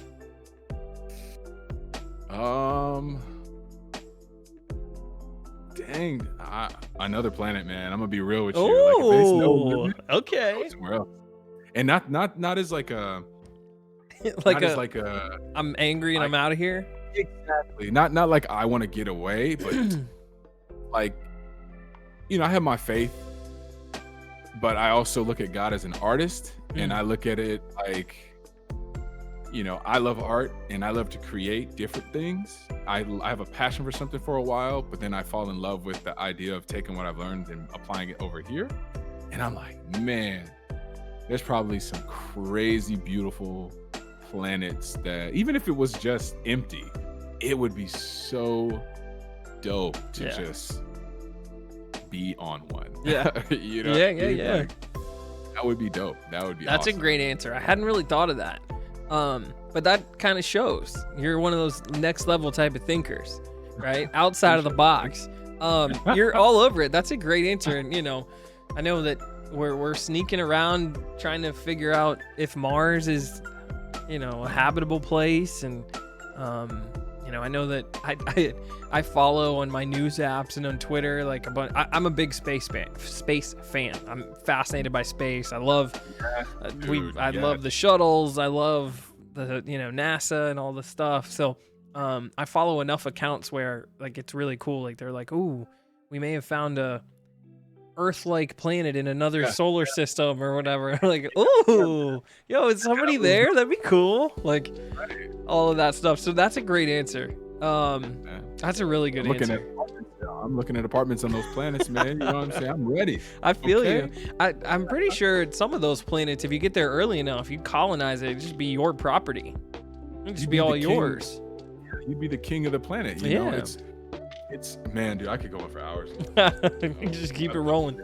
I love space. I think for me, it's the last time I thought about this question, I kind of had trouble because I really love where we live. And here's why. You already alluded earlier to an earthquake. You want to talk about me and Mother Nature? We ain't cool like that. The beauty of Columbus, I'm never catching an earthquake. I'm never catching a tsunami. You're not about to hit me with any of those sort of things. I might catch the occasional tornado siren and maybe have to duck and cover, but all in all, her wrath ain't touching me in Columbus, and I'm down with that. I'm down. So I feel that. That's a bit of a cop out because No, I feel that though. But I do love it here. I feel that though. Yeah. Being comfortable is ideal. Hell, I mean, if I'm on another planet, I don't know what the heck's about to happen. That's true. Yeah, you ain't gonna know if that is friend or foe walking up to you. There's a lot that you're not gonna be sure of. It'll be pretty, but it may be savage. That's for sure. Man, meaning glass sideways. Come on now. Yep. 99 Game says, you know what trips me out? I think about how apex predators of our worlds, lions, tigers, and bears, physically we can fight them. Imagine wildlife on another planet. It's literally what we're talking about. That is some scary stuff. That is some scary stuff. Beautiful, like at the same time, like you're even more humbled. You know what I'm saying? Have you ever, like, I'm sure you're aware, like redwood trees and sequoia trees. In California? Yeah, like the huge ones. Yeah, dude, I went to the Sequoia National Park, and talk about being humbled, man. Yeah. Like, you know how tiny you are? You know what I'm saying? Like, do you know how insignificant you are? Yeah. Exactly. Yeah. And like, and then the Grand Canyon, forget about it, man. Yeah. We need, you know what? Rita and I need to get out west. She's been to Arizona and New Mexico. She spent some time out west. I've been to Texas. I've been to Arizona once and California once, but it was all for like band college related stuff. It was like the Buckeyes were in a bowl game in Pasadena, and here I was in California for a few days. I've never been out anywhere to visit and really explore. I need to. We need to as soon as this stuff gets over and we can kind of get ourselves established, because there's some gorgeous things on the west side of the United States that we've never had a chance to watch. Or at least come and check out. So I feel that. But yeah, here. My answer is probably, it's got to be Columbus. I love it here.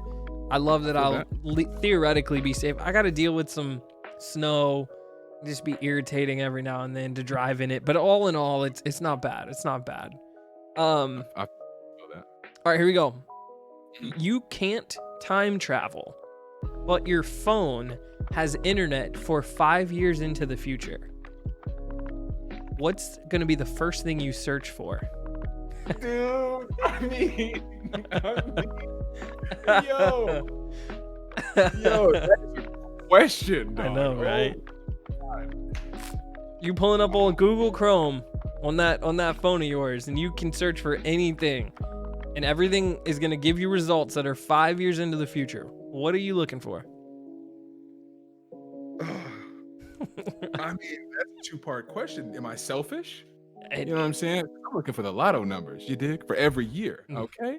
Mhm. But, I mean, even with that, I'd be able to do some amazing things. But, Hey, it is your question. You can answer it however you'd like. If lotto numbers is how you get down, this is a judgment-free zone. well, I just say that only because, like, dude, with that amount of money, I could do all of my dreams and other people's dreams. We make it happen. But, I guess if today, and I'm asking that, and I'm being honest with myself, I'd want to know, like, in the next 4 years, like, do we get back to some type of normal or what? So like current events. Yeah, because I mean, with all the money in the world, I might protect myself and the people immediately around me, but like, there's a big world. Yeah. I want to know what's popping off. Yeah. You know what I'm saying? Yep. No, that's a good answer. I mean, I would be afraid of what I would find potentially, but Man. if it's not going to be lotto numbers or sports results, so I can gamble on the Super Bowl or something, like. Bet on the Chiefs every time. That's all you need. That's right. That's right. The Chiefs broke my heart, man. We almost had them. The Brownies were knocking on the door. All you got to do is put together one touchdown drive in the fourth quarter, and you close them out. Freaking Chad Henne. Winning lotto numbers is great. I feel like if I don't do that, the only other thing I can think of is I would just maybe want to like Google myself and see like what's happened personally. Am I in jail? When you hit Google results, and where am I in this world? Is there an obituary? I mean, that's a little selfish too, but you know what I mean? Like I would. Yeah, scary though. Super scary. Then you live the rest of your time for the next 5 years in fear of like, well, what does it? You know what I mean? I like to think that the write-up in the obituary would tell me what happens. Oh, well, yeah. And then I can like act accordingly, but I'm assuming, knock on wood, nothing happens. And then I'm able to just enjoy whatever happens, even if it's nothing noteworthy. Nothing crazy happens, and all of a sudden I'm just chilling. So, Right. yeah, I don't know. It's always a tough question. That's why I love it. That's why I love asking people. I think we learn a lot about people when we dive into that answer. 99 Games says lottery tickets and then says my man, saying you guys had the same answer. That's great. Kayla says if I had to answer, I'd search for my book to see if it was published by then. That's awesome. I didn't know you were writing a book. I hope you finish it because I'm trying to support you. I want to read it. That's awesome. I would love to see that happen. My boy Spice Gaines comes in, says he's been lurking, but I'm chilling. It's good to see you, Spice. Thank you for all the love. Spice is a really good dude. He's a young guy in college, but he plays college football. So I'm all about it. I'm all over it. And Debbie from Finance, incredible name, Debbie from Finance. That is a fantastic Twitch name. Says in quotes, died mysteriously. I love it. Oh man, that's amazing. Thank you, Debbie, for being here. So funny. Kayla says it's a memoir. Oh, very cool. Very, very cool. Yo, keep writing, girl. Keep writing. I'm cheering you on. If you need a new Bic, yo, I'll send you a pen. You just let me know. Okay, kind of along the lines of the Super Bowl and the gambling. This is a little bit different, but let me ask you this first. I know you like the Chiefs. Obviously, the Chiefs were alive and kicking last year. You watched the Super Bowl. Yeah, buddy. Kimbroplays is popping off. I have enough money.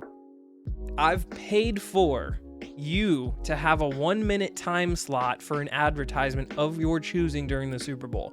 What are you going to advertise? Oh my God. Dude. Oh man. I know, right? I know, right? Damn. Dang. That's why A whole minute, dog. 60 I know. seconds. A whole minute. God. See, this is where my heart starts to be like, you know the answer. Just say the answer. I'm like, yeah, but what about this though? It's a tough question because, like, you know, there's certain things you might want to put out there to the world, but Yeah. what are you going to talk about that capitalizes on all of those eyeballs? Because it Right. may have residual effects depending on, you know, what it is you're trying to do. Oh man, and it's crazy. I've always watched Super Bowl commercials because I feel like they are the Super Bowl of commercials. You know what I mean? Oh, like, of they're course. just- Of from course. when the Budweiser did their like wintry Clydesdale, the small Clydesdale Yep, wanted to be yep. like the big one, and he finally does it. Dog, I mean, Amazing. heartbreaks. Amazing.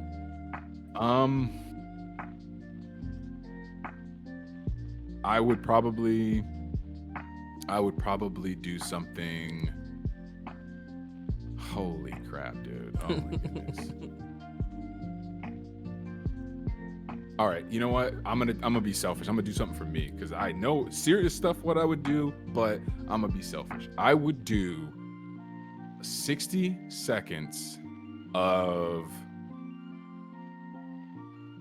alluding to like stop wasting your time, just do it, and I would have an animation of, oh my god, what is his name? Shia LaBeouf saying just do it. Just do it. Slow motion zooming into him Yeah. saying just do it for 60 seconds. I love that. So it would be him like Yeah. just for 60 seconds. That would be hilarious. Just trying to get And people to encourage them. Yeah. I partnered with Nike. Oh, I love that. That's fun. That's definitely fun. When you were saying that, I was thinking to myself, I don't even know exactly what I would say, especially if it was on the fun side. Maybe for a minute I'd do my channel trailer. I don't even have one yet, but I would make one. It'd be dope, and then I'd put that out for a minute. If I had to do a fun one. Otherwise I'd probably do something a little more serious, obviously. But I love the Shia LaBeouf. The Shia LaBeouf memes, man. What a career, huh? I mean, Dude.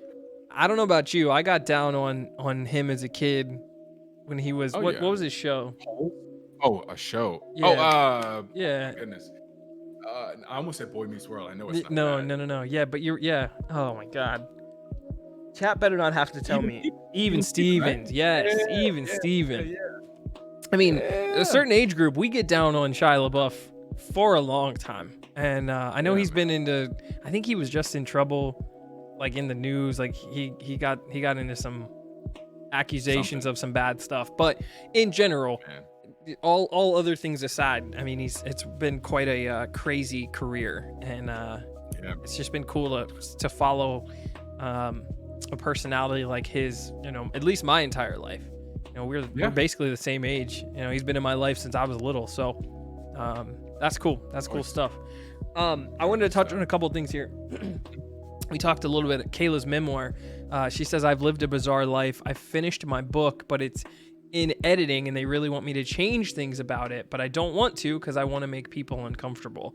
I need people to understand that bad things happen, really bad things. They're out there and we need to do something. I didn't know you were working on that.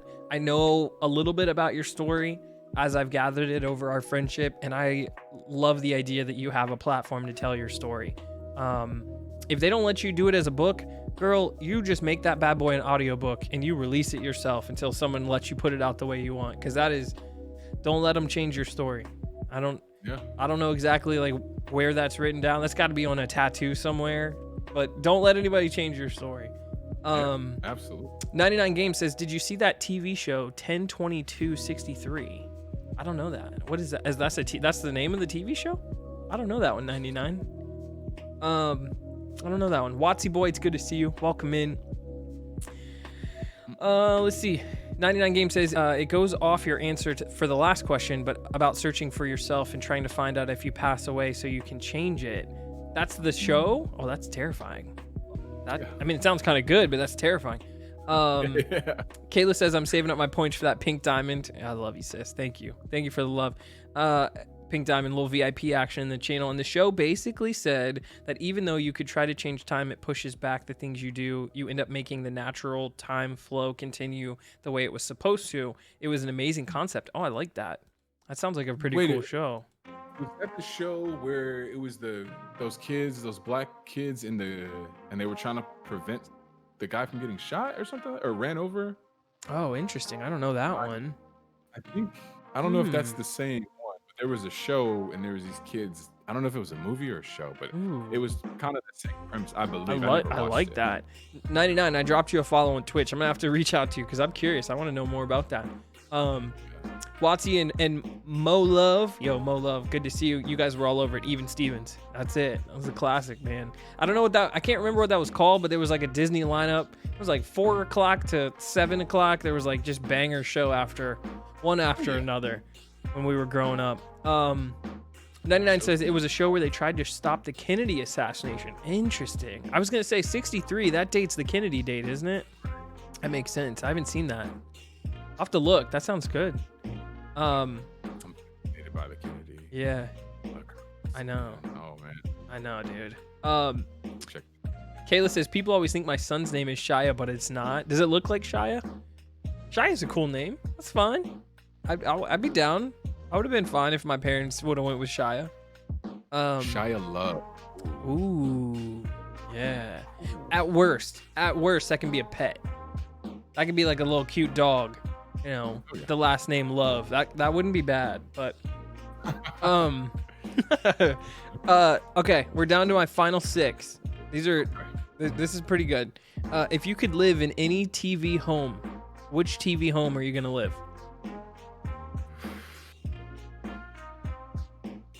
TV home? Oh, dude. Oh. Easy. I know exactly. Okay. The Kids Next Door treehouse, dog. Oh, the Kids Next Door treehouse. Wait. Was this out of a book or was this out of a show? There was an animated show on Cartoon Network, The Kids Next Door, or Kids Next Door. Dude, I would be there in a heartbeat. You would, huh? Heck yeah. Oh, this thing's kind of dope. Hold on, I'm trying to pull it up here. I'm trying to take a good look at it. Dog, oh my god, I would absolutely. That's weird. You'd be down, huh? Kids Next Door treehouse. I don't know if I've ever seen this. Let me look. I've never even heard of that. It was on Cartoon Network? Dude, Cartoon Network. Is that there's like a ship? Yes. There's like, there's a plane. there's all kinds of stuff going on in here. Dog, it was just like, it was just such a cool thing to see growing up. Yeah. And we always tried to build tree houses whenever we were growing up in like the wood and whatnot. So I really have like this strong connection to that outdoorsy vibe. Yeah. You know what? You got to stop answering questions here. Miss Kimbroplays is gonna renege on her plans of the wedding. She is a super treehouse lover. She loves a good treehouse. We actually almost got married at a place. It's a long story, but there's like some property in Ohio that has a really big old rustic barn that they've renovated and turned into a wedding venue.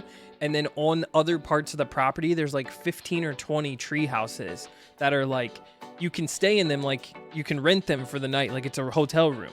And there's a couple of them that are like pretty noteworthy. Like there was a pretty big show on Animal Planet that actually was in the Redwood Forest where I saw an episode. And the guy Pete Dye, who's a like I don't know if his last name's Dye, but his name's Pete, and he's like famous for making custom tree houses for special clients. He made a tree house for CeeLo Green. That's his recording studio. He goes out to his tree house and records. That's insane. Yeah. And so anyway, a couple of the tree houses on the property were featured in episodes on the show. And so we almost stayed here and almost stayed in like the TV treehouse or whatever after our wedding. It's pretty cool. It was pretty cool stuff. So yeah, that is a super sick building. I don't know that one. I've never heard of that one, but that's pretty good. Yeah. That's pretty good. Cartoon Network, huh? Mm-hmm. Okay, good to know. I have the same answer every time, and I keep searching for a different one. I can't change it. I haven't found one that's better yet for me yet. It's got to be the Uncle Phil's house, Fresh Prince. That was honestly. I love Uncle Phil's house. Dog, I was like, man, I could say that, but I feel like it's like not obvious because it's so classic, so special. But the one that really jumped out to me that kind of was like, excuse me, I was here first. Kids Next Door, man. Yeah, that's good. That's really, really good. I can't lie. I got to catch up with chat here. Kayak. Kayla says her son, his name is Shiloh, not Shia. Okay. I see. Obviously, people get that confused. Shiloh's beautiful too, though. I really like Shiloh. There's apparently a line which I'm not allowed to cross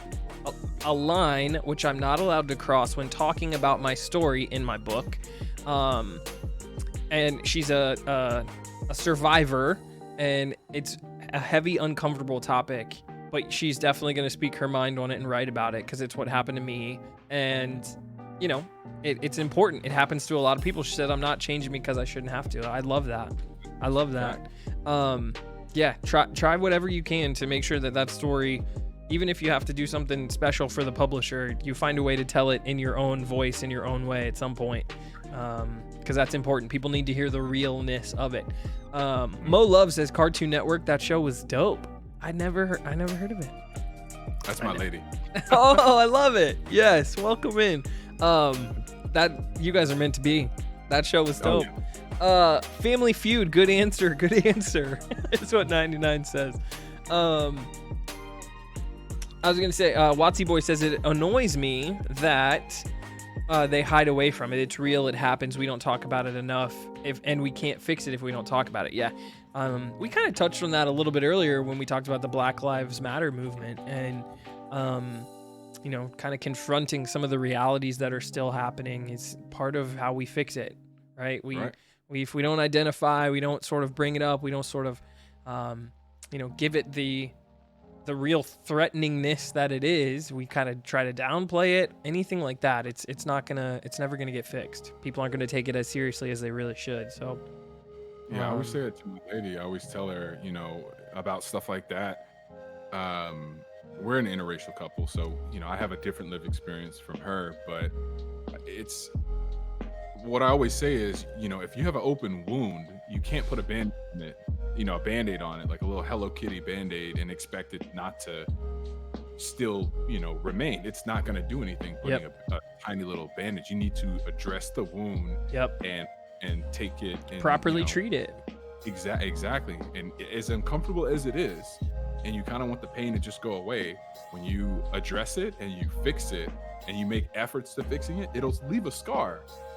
But that cut, that it's just a memory at that point. Right? Yeah. You just get to look at it and say, I'm glad I did what I needed to. And that was there, and now we're moving on.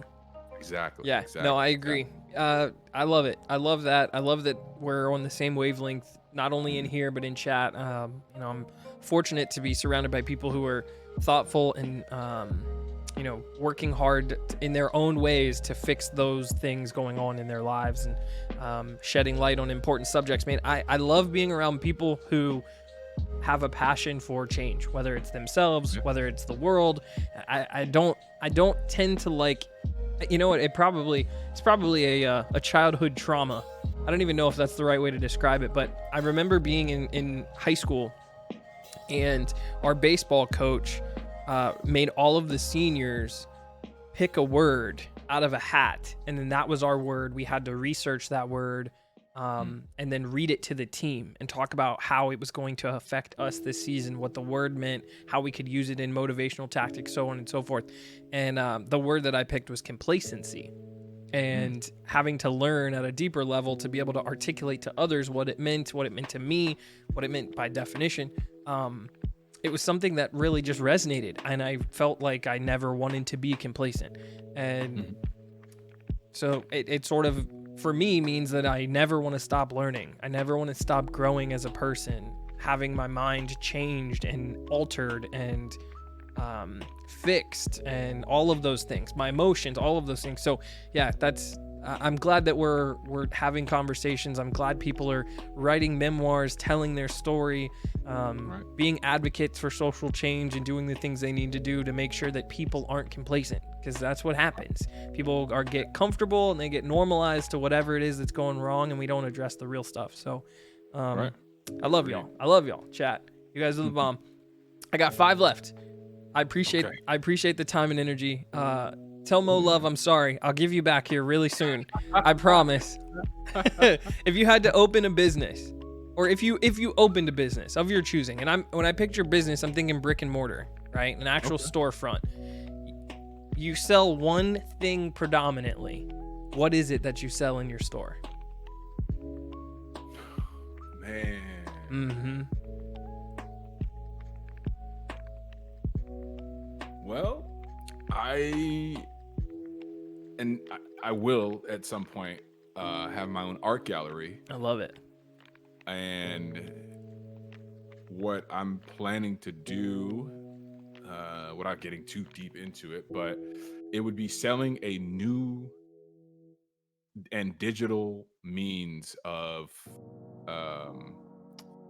what would you call that? Like painting, essentially. Okay. But in the digital space. So it would be a platform, or a medium rather, that would allow you to have that same, like, I don't want to say royalty, but like whenever they in the past commission like the Medici, I forgot the name of the family, but they basically would commission like all the major artworks, like in the past, like from paintings to statues. They just had all the money. They could be like, oh, money here. Yeah. You do this for us. Yeah. So I would want to have that. My goal is to have that same energy that people would get for the painting, but done in a digital way. So that would be like the number one thing. I love that. An art gallery. Mm-hmm. That is so cool, man.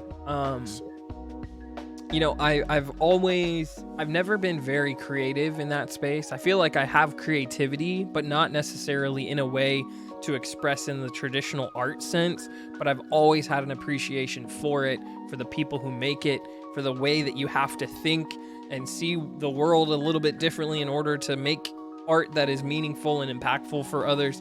And you having an art gallery is like the coolest thing I can think of. So I love that idea. And if it happens, you better let me know, because we're there on opening night. We got to come check it out. I got you. That'd be so sick. I love that. I don't have something nearly as eloquent as that. Not even close. But last time I did think about this, I would love to have a space. And I heard that YouTube made something like this, but it's only available in like one city. It's essentially, imagine like an entire floor of an office building. And where you would traditionally have closed door rooms and like larger sized board rooms where there's big meeting rooms, you gut all that stuff out, but you keep the spaces separate like that, and you allow content creators to come in.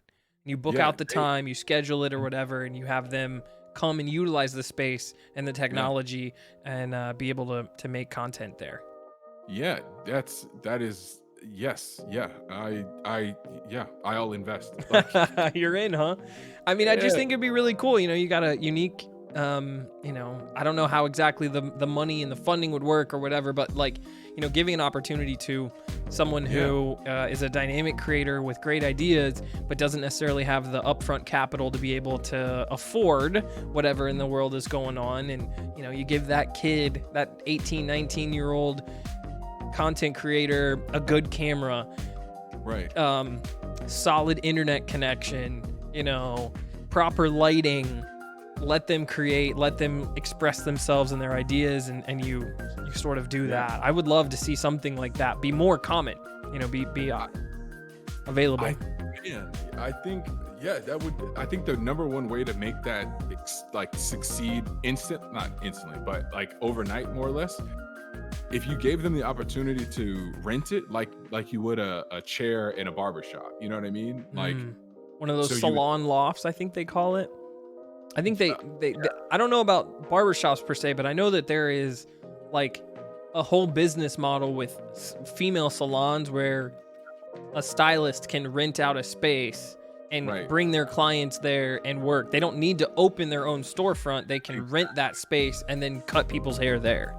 Exactly. So that same kind of mentality, but like, so that way you can have it consistent and you don't have to like have people constantly moving stuff in and out of a whole computer or this or that. Exactly. You just gotta have the generic. So there'd be an option for a green screen they could just pull down if they want to do that. Yep. Or they can have like a backdrop that would be, you know, you could have a cityscape, you could have nightscape, just some really generic in every single room. So you get it all printed at once. Yep. And then they would have microphone that's good, right? It works. Yep. Well, now you could just get a bunch of those Elgato USB microphones and, you know, write that off on a business. Yep. And then have like a decent computer, great graphics card, decent processor, Solid and, yeah, internet. Exactly. Yeah. Yeah. That would be the way to do it. I've always thought that would be a cool idea. When I heard that YouTube did something similar where they have more, it's more like studios. It's not rooms and offices where people can stream. It's more like studio spaces where you can have a desk and a table and chair and you can record your unboxing video. It's more like that. But something similar for the streaming community, for the streaming space, I just think would be so cool. And I'd love to see people have an opportunity. And I can't afford to front the money on that, but I love the idea if I could pitch it to somebody and kind of get the ball rolling on that. I think that'd be super cool. I would invest in that. Absolutely. Yeah, I think so too. Okay, love, 3 left. If you had to teach a class on one particular subject, what would you teach? Man, self-reliance and loving yourself, because that translates to, in my opinion, everything. Literally everything, man. You know, with a minor of finances, like taking a sprinkle of finance. You know what I'm saying? Like just a little more than what we got in school, hopefully. Exactly. Yeah. Exactly. I feel that. That'd be really cool. That'd be super, super cool. I would love that. Self-reliance. I'm trying to think like self-love makes sense. Walk me through a little bit more of self-reliance. So like one thing I had to come to a realization of, and it kind of really hit me whenever you were kind of briefly going over, you know, your father and how he never had pops growing up. Like I met my father once. Wow. And unfortunately for him, it was on his deathbed. He died. He passed away from cancer. So the only time I met him was after my second deployment, and it was like maybe 2.5 hours. That was the only instance I have ever spent with my father in my life. But one thing that I've longed for is that type of love for myself that you get from somebody who has that level of influence in your life. Does that make sense? Like, that's something I've never had, but I think it's something that can be taught, especially at an early age, because, you know, we don't get to choose the family that we're born into, but we get to decide what family we keep, right? You get to decide who you consider a brother, a mother, a sister, you know, whoever, a father. You get to pick who you choose to like be influenced by. And I think understanding how it is to be like self-reliant, like I'm relying on my own love to you know, approve of my decisions. I think that is just very powerful to be able to say, I made that decision, either a good or a bad, I own it, and I'm gonna get through it, you know, with me. Yeah. Because I love me, right? Yeah. I'm able to say I love myself through all my shortcomings, through all my frustrations, all of the ups and downs. If I can believe that and I love myself and I know I can rely on me to get me through whatever. Yeah, definitely. I think it's very important. I don't think it's as relevant today because of things are easy in regards to being validated, right? You can put a photo online and if one person likes it, that's enough for some people. Sure. Like, you're like, oh, I'm good. People love me. Yep. So, I love that. I think that is a life skill that everyone needs, but not everyone has. Yeah. And I don't exactly know like what the curriculum beats are that teach it. Like I think I know what it feels like. I think I know what it looks like. I don't know exactly what the what chapter of the book are we opening up to, you know what I mean? But I love that. I love the idea that that is something we are hoping to instill in our future generations. Absolutely. That's a beautiful thing, man. I would love that. I had a class way less cool than that lined up for my answer. I was going to talk about basketball. But I mean, that's special, man. That is special stuff. Ball is life. Yeah. No, I ended up in college learning how to officiate, and it's been something I've done for almost 12 years now. And I feel like I would love to be able to talk to and teach people how to officiate basketball. It's a great way for a former athlete to stay connected with their sport. It's a great way for you to make some side money, for you to make some extra, be able to continue to be exercising. It's just something cool. And there's a great need. There's a whole lot of old guys running around not able to keep up with these 18-year-olds who are supremely athletic, and if you can't keep up with them, you can't officiate them properly. So we need some youth infusion in the sport, and so I would love to do a class on how to get yourself certified to do that. But I would take your class first, and then I'd worry about my class. You know what I mean? 99 Games says, sorry, I'm back. Welcome back. I appreciate you, 99. Thank you for being back. Watsy, thanks for hanging out. Imagine a warehouse full of pre-built streaming areas available to hire at an affordable price. That's it, man. That would be so cool. It would really we talked about this on my podcast that we're working on. Twitch and content creation in general, influencer, really interesting because there's no quote unquote like real barrier to entry. You really, anybody can do it. You need a couple things. But in general, like, you don't have to be a certain thing. You don't have to have a certain amount of knowledge in a particular profession. You don't need a licensure from somewhere in order to do it. So it sucks because some of the people that would get involved are held back by just the technology, availability, some of those things, and it sucks. And it would be awesome to be able to offer up that kind of space for people so they could do it.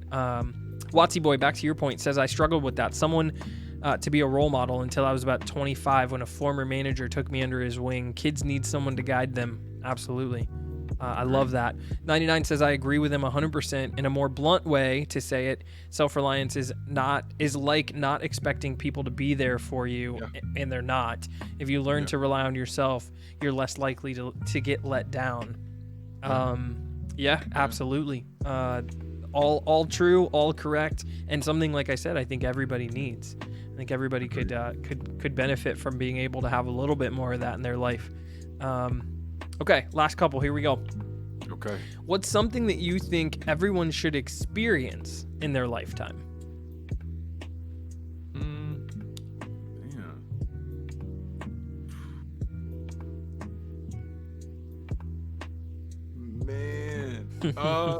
Okay. See, these dude, I love these questions, man. Like they're like so in tune with, like, I almost want to say my biology. Okay. Yeah, I can like move around, but like to your question, man. I'm not tooting my own horn here by saying this. I love these too, but from the standpoint of, especially in 2020 and in a pandemic situation, I haven't had a chance to sit down and have a really good conversation outside of 21 questions with people other than my parents and my fiance in a year. I haven't been able to have a meaningful, deep conversation like this for a long time. So I enjoy these too. These are super fun, and I appreciate people who are willing to come on, people who are willing to tab up and listen. Makes it really, really fun. It's awesome. I love it. Okay. I would say, dang, man. part of me, just from my own experience and what I got out of it, I would almost say the military, Mm. but I do accept that it's definitely not for everybody, and not everybody should have to do that. But I've always looked at it since joining, that like it definitely does for you. But I think in a separate way, I would say I wish everybody could experience what it is to like sleep outside, but more to a bigger extent, like live off the land for like a week. Like I think that should be something, like, I know it's tribal, or Yeah. going down that lane, but like, because I think it really does go back to self-reliance, like being able, and you don't have to be by yourself, but like I think it should be kind of like a thing where you go to an area or a space, and you have to learn that, Yeah. right? Because this pandemic, Be resourceful and do. Yeah. Yeah. I'm very like a very like long-term type, deep kind of things, Hey, that's a beautiful thing, man. I really appreciate that perspective. I'm actually very similar. Rita gives me a hard time.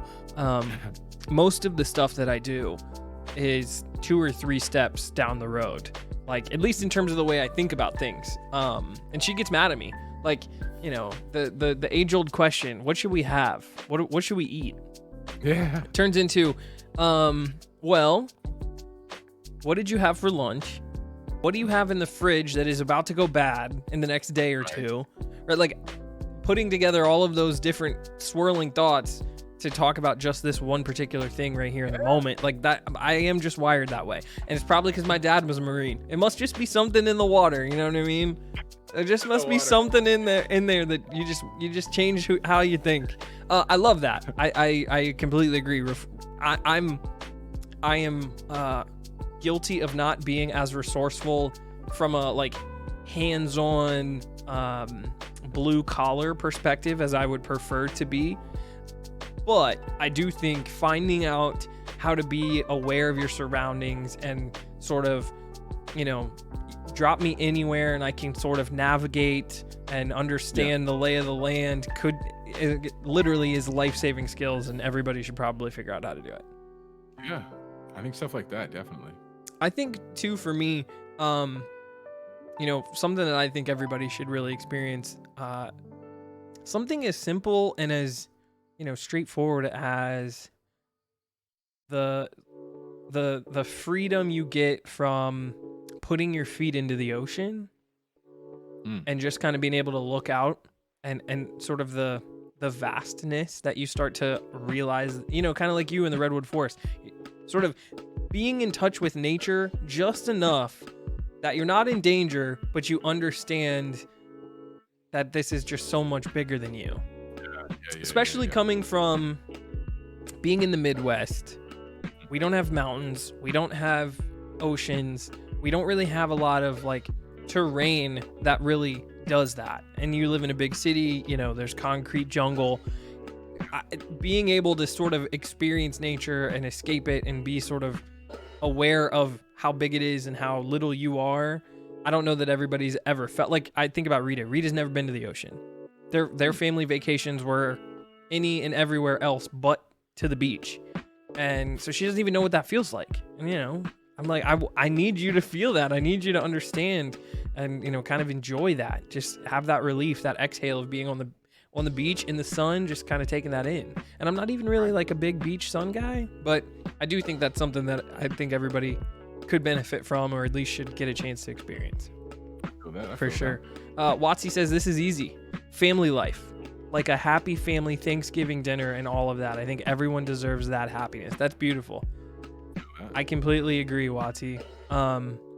Yeah, I know it's not something we could ever give everyone, but it would be awesome if everyone could experience it. That feeling, yeah. This is kind of a fun one. Would you rather be able to talk with animals or speak all of the foreign languages? Oh. Dude, come on, man. Like, oh. there's so many benefits. I could be a spy in Yeah. both. Okay. Yeah, you could. Yeah, you I'd be a could. better spy with the animals because no one would know what the heck I'm That's talking true. about. This guy making monkey noises. Don't you worry. Yeah, You. I got you. I'd have to go animals. Animals. I'd have to be Dr. Doolittle. Yeah, for It'd sure. be pretty fun. It would be pretty fun to understand and know and kind of have a peek behind the curtain at what animals are saying. Yeah, exactly. The only caveat, Mhm. I'm assuming if I can talk with animals, I can hear them. And I'm assuming that if I hear them, now suddenly nature is not exactly what nature is. Like, it is me hearing birds conversations all day, every day. You know what I mean? Yeah, that's a double. A dog barking when I walk down the street. You know what I mean? So I don't know. My house. Exactly, right? Fucking ants, stink bugs, something that crawls around in your house. Like, Right. I don't know. You think you ain't got roaches? You're like, who am I hearing? Like, oh, look at him sitting at that desk. Exactly. Wait. You'd be, and because you'd still be able to speak English and talk to humans. So Right. you'd have a litany of noises and words. You'd have a lot. You'd have a lot to deal with. But it would be cool. I would be down with it. I've never traveled internationally like this. I've been to Brazil one time. That's the only time I've ever left the country. So I don't have a great need to speak all of the languages. It would be cool. Like, I think it would be really, really cool to have that. I wonder what it would do to change me though. Like, I'm trying to picture how much time, like, even if it didn't take time, but like, would my brain be able to even process all of them? Well, Is there an I upper think- limit to the amount of things that I can understand? I mean, I know, like a human mind can, like, you can consciously retain like 200 names or like Okay. names type thing. Like, that's just something I kind of came across just in travels. But I think it just kind of would just happen. Like, I think it would be something like how we're communicating with like no thought whatsoever. Like, Yeah. we are It understanding would and just talking. be, Exactly. I think it'd Yeah. be just as similar as that, where like someone is talking in Spanish and it just kind of falls you out just of your hear mouth. it. Yeah. Fine. That's true. Yeah. I don't know. I don't have an answer because they're both, Would you be able to speak the, with every language though? well, Like, communicate? the way the question is written is speak. Not Okay. necessarily understand, but speak. Oh, okay. Got it. So I interpret that as if I can speak it, I can understand it. But yes, specifically, you could speak them all. yeah, because you have to know what you're saying. Exactly. Well, hold on. I guess you would know what you're saying, but you wouldn't necessarily understand what they're saying to you unless you repeated it. So I guess you'd have to just redundantly repeat everything someone said. And I probably to then couldn't read it. Yeah. I could speak it, but not read it. This is a tough This question. is a tough question. This is the first time I've ever asked this question too. So you're the first person to ever get it. So I'm blessed. yeah. Maybe Yeah, oh man, I really don't know. I'll probably just go with animals just because there's so many what ifs on the foreign language. Yeah. But the animals would be cool. Yeah. I'd wear Bluetooth headphones or something if I was really struggling. Yeah, like off it reminds me of that scene in, was it Bruce Almighty, where he turns all prayers into like emails. Oh yeah, exactly. 'Cause he's like Yeah. Yeah. Yep. It could be just like that. That's true. It really could be just like that. 99 Games thinks that's tough. Watsy says, did he just talk to my chinchilla? Mo love Dr. Doolittle status. Exactly. Yeah. Yes. 99 says that's interesting. I feel like there's Spanglish. Would their languages run into each other? So if you're talking Chinese, but then your brain just converts to Russian, I don't know. Yeah, maybe. I don't know. It'd be wild. That's a fun hypothetical though. Yeah. Kind of goofy. Okay, we've reached that point. This is my final question. This is my favorite question to ask. I save it for last every time I have a guest. It's my new little closing thing. Okay. I appreciate the time and energy you've given us. This has been super fun. talk to us about which of your friends or family are you the most proud of and why? That's an easy one again, man. Okay. My baby brother, Mark. Man, to go from the most hard-headed, still to this day, frustrating, anger-inducing, stubborn little boy, Yeah. to grow up with a head on his shoulders. He joined the army after, making some dumb, childish decisions, Sure. and getting dropped out of community college after getting a full ride for wrestling, mind you, wrestling and track. I'll just say that. Heartbreaking. But to be able to take that on the chin and bounce back and now be making some serious income and have his life together, married, about to have a kid, about to have another nephew. I'm happy. I knew it was a boy, but without question, my baby brother, he is what I need him to be for himself. As a big brother.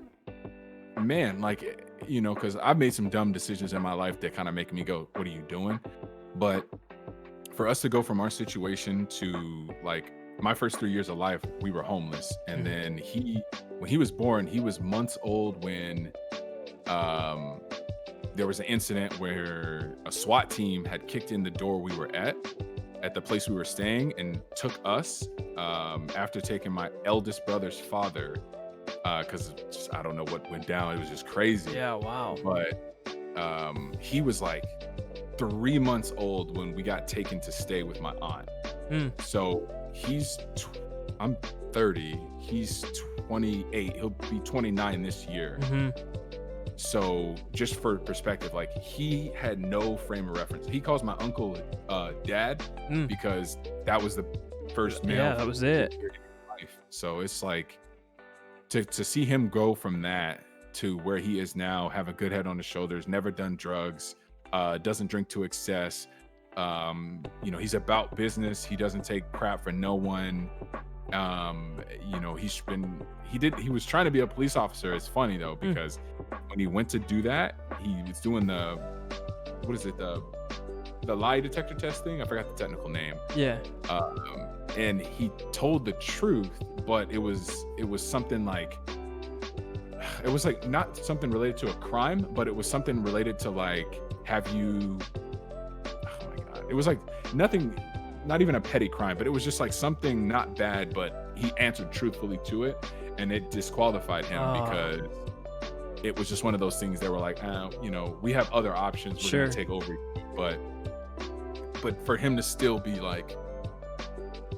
in it to win it, and in spite of everything we've experienced, I could go on for hours talking about how proud I can tell, man. I can tell how much you care about him and how proud you are. I'm an only child. I don't have any siblings. As I get older, Rita and I are actually both only children, and as we get older, it becomes more and more apparent to each of us. While we loved being centers of attention and so on and so forth as it relates to only children, it is not exactly the same way as we get older and as we start to have to care for our family, as we become the people who are responsible not only for the caretaking but for the lineage perpetuation, right? Explaining it's all on us, and it's all on us to sort of tell their story.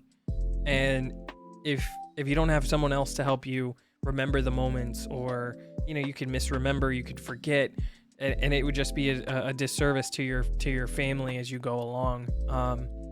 And you don't have anybody like that to be proud of alongside of you that is probably going to be walking with you down that whole journey as you get older. At some point we'll just be by ourselves, and you don't really think about that when you're younger. And as you get older and mortality starts to kick in and be relevant for you, you go, whoa, wait a minute.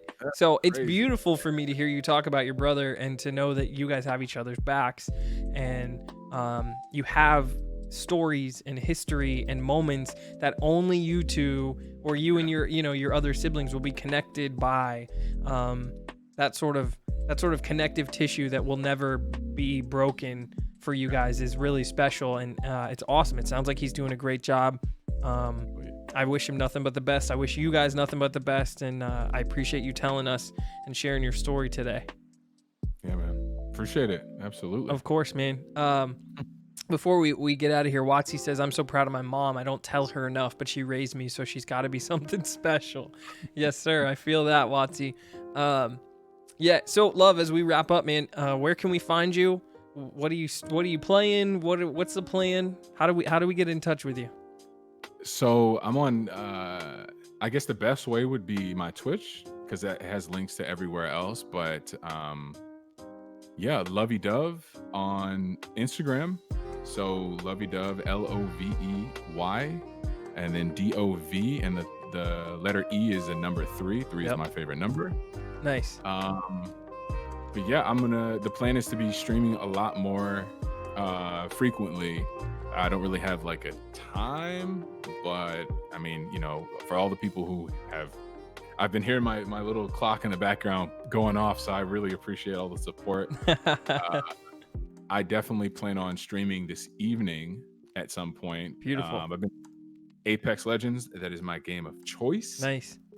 It's bittersweet. It's a love-hate relationship. Yeah. I loved it because, but yeah, I do, graphic design and some 3D art and stuff like that. So yeah, and we didn't really get into that at any point. I did check out, and we follow each other on Instagram, and you're super talented on Instagram with 3D design. It's are you doing anything commissioned work? Like, can I get a moving graphic, an animated logo or some shit, something? Because those talents are legit. Yeah, nothing at the moment. The project I've kind of been working on. Show everybody. Thank you. The project I've been working on, that last post that I did, that little gold A right there, is going to be on my. I'm doing a project for Apex Legends. Oh, cool. But I'm doing it as a means to. That looks awesome. This stuff is amazing, man. I'm doing it. I'm doing a trophy for, like, how League of Legends has their really big trophy. It's very extravagant for their like, World Series. Yeah. That's what I'm trying to bring for Apex Legends. I want them to have center stage, big boy status, trophy level, high quality, whatever. Yeah. So I'm trying right now to build it out and do like a lot of really pretty shots and stuff like that to kind of put out in the world. And I know with streaming, building an audience and then carrying that over to Instagram and then subsequently Twitter, I can put out those hashtags, put out those at PlayApex or at Respawn or EA, and inevitably have them be forced to go, okay, who is this guy? What is he doing? This is insane. Yeah. Did he make this? Yeah. And then ultimately, that's going to just take me down that road to where I'm able to, have that art gallery and do all the other mystical, magical things, man. Yeah. Dude, I love the plan. You're seriously talented. Thank you. I love that. Have you ever thought about, do you ever stream any of that? Any of the work? Like the process? I streamed like one time. It was in Adobe Illustrator. And I just kind of made, I don't remember what it was. It was just something really quick. I would love to. I'm so afraid of my computer not being able to retain the quality. Like it's a good computer. I know it's where it's for what I have. It's really, really good. Yeah. But it's one of those things to where I do not want to do it unless I'm so sure the quality that the audience is receiving is like up to the level you want. Exactly. I want everyone to be able to enjoy it as much as I do making it. Okay. The only other thing I can think of that I know would be amazing and be a hit, if you're not already, TikTok. TikTok beats stuff like that up, man. That's something else I told myself going into this year. I said I need to make a TikTok and I need to be posting stuff on that, because as far as growth and the opportunity to go viral or be in that viral state where even if it's not world around, but having a couple hundred, a couple thousand people with their eyes fixated on whatever you're doing. Oh man. Yeah. Yeah. I mean, I've seen some stuff on TikTok go viral for, kind of the most obnoxious reasons, but the algorithm on TikTok can get you, one thing can go absolutely bananas. I watched a TikTok a couple weeks ago that was a teacher. Her student, there's like a whole thing where teachers make TikToks and then they do like dances and they talk about what it's like being a teacher. I actually really think the trend is cool. I shout out to all teachers and educators. They deserve a platform. They deserve to have some fun putting up with our kids all the time. So there's a couple teachers, and this one in particular had gotten like enough little bit of growth where one or a few of her students had found them, and they issued the teacher a challenge, and the challenge was like to get Jack Black, the actor, is on TikTok, and they were like, we challenge you to get Jack Black to like or comment on your post, something like that. And she shared that story, and then like you had everybody and their brother tagging Jack Black, like all of these like verified accounts, like all of these sports franchises, all of these like companies that have TikTok accounts, and they ultimately like crowdsourced the energy to get Jack Black to comment and like her post or whatever. And it happened, and that video had like 24 million views or something crazy. That's amazing. Just, kind of silly stuff like that. And it's not, I don't know how applicable it is to our conversation, but I really do think, your talents have an opportunity for growth on other platforms, not just Instagram, where we can really sort of showcase what you're up to, and especially a Play Apex trophy. It's a mega game. That's pretty sweet. That's pretty sweet, man. Thank you. Well, I will do all I can to push out the information that I have on you and when and where people can find you. I will obviously be following along. You were an awesome guest. You were always welcome. You let me know when you want to come back and we can continue on. But this was super fun. Thank you for giving up your Monday evening. Shout out to your lady for sharing the time with us as well. I appreciate you, my brother. Thank you so much for coming on. Thank you so much. I appreciate it, and thank you everybody for all the support. Absolutely, bro. I'll talk to you soon. We'll be in touch, man. Sounds good, brother. All right. Man, what a legend. Love is awesome. I told you guys he's been rocking with me for over a year now on Twitch, and just so kind, such a a real genuine type of vibe to him when you talk to him, and it's pretty special stuff. So thank you guys for hanging out. Thank you for being a part of our evening. I got to make sure I shout him out a couple more times here in the chat.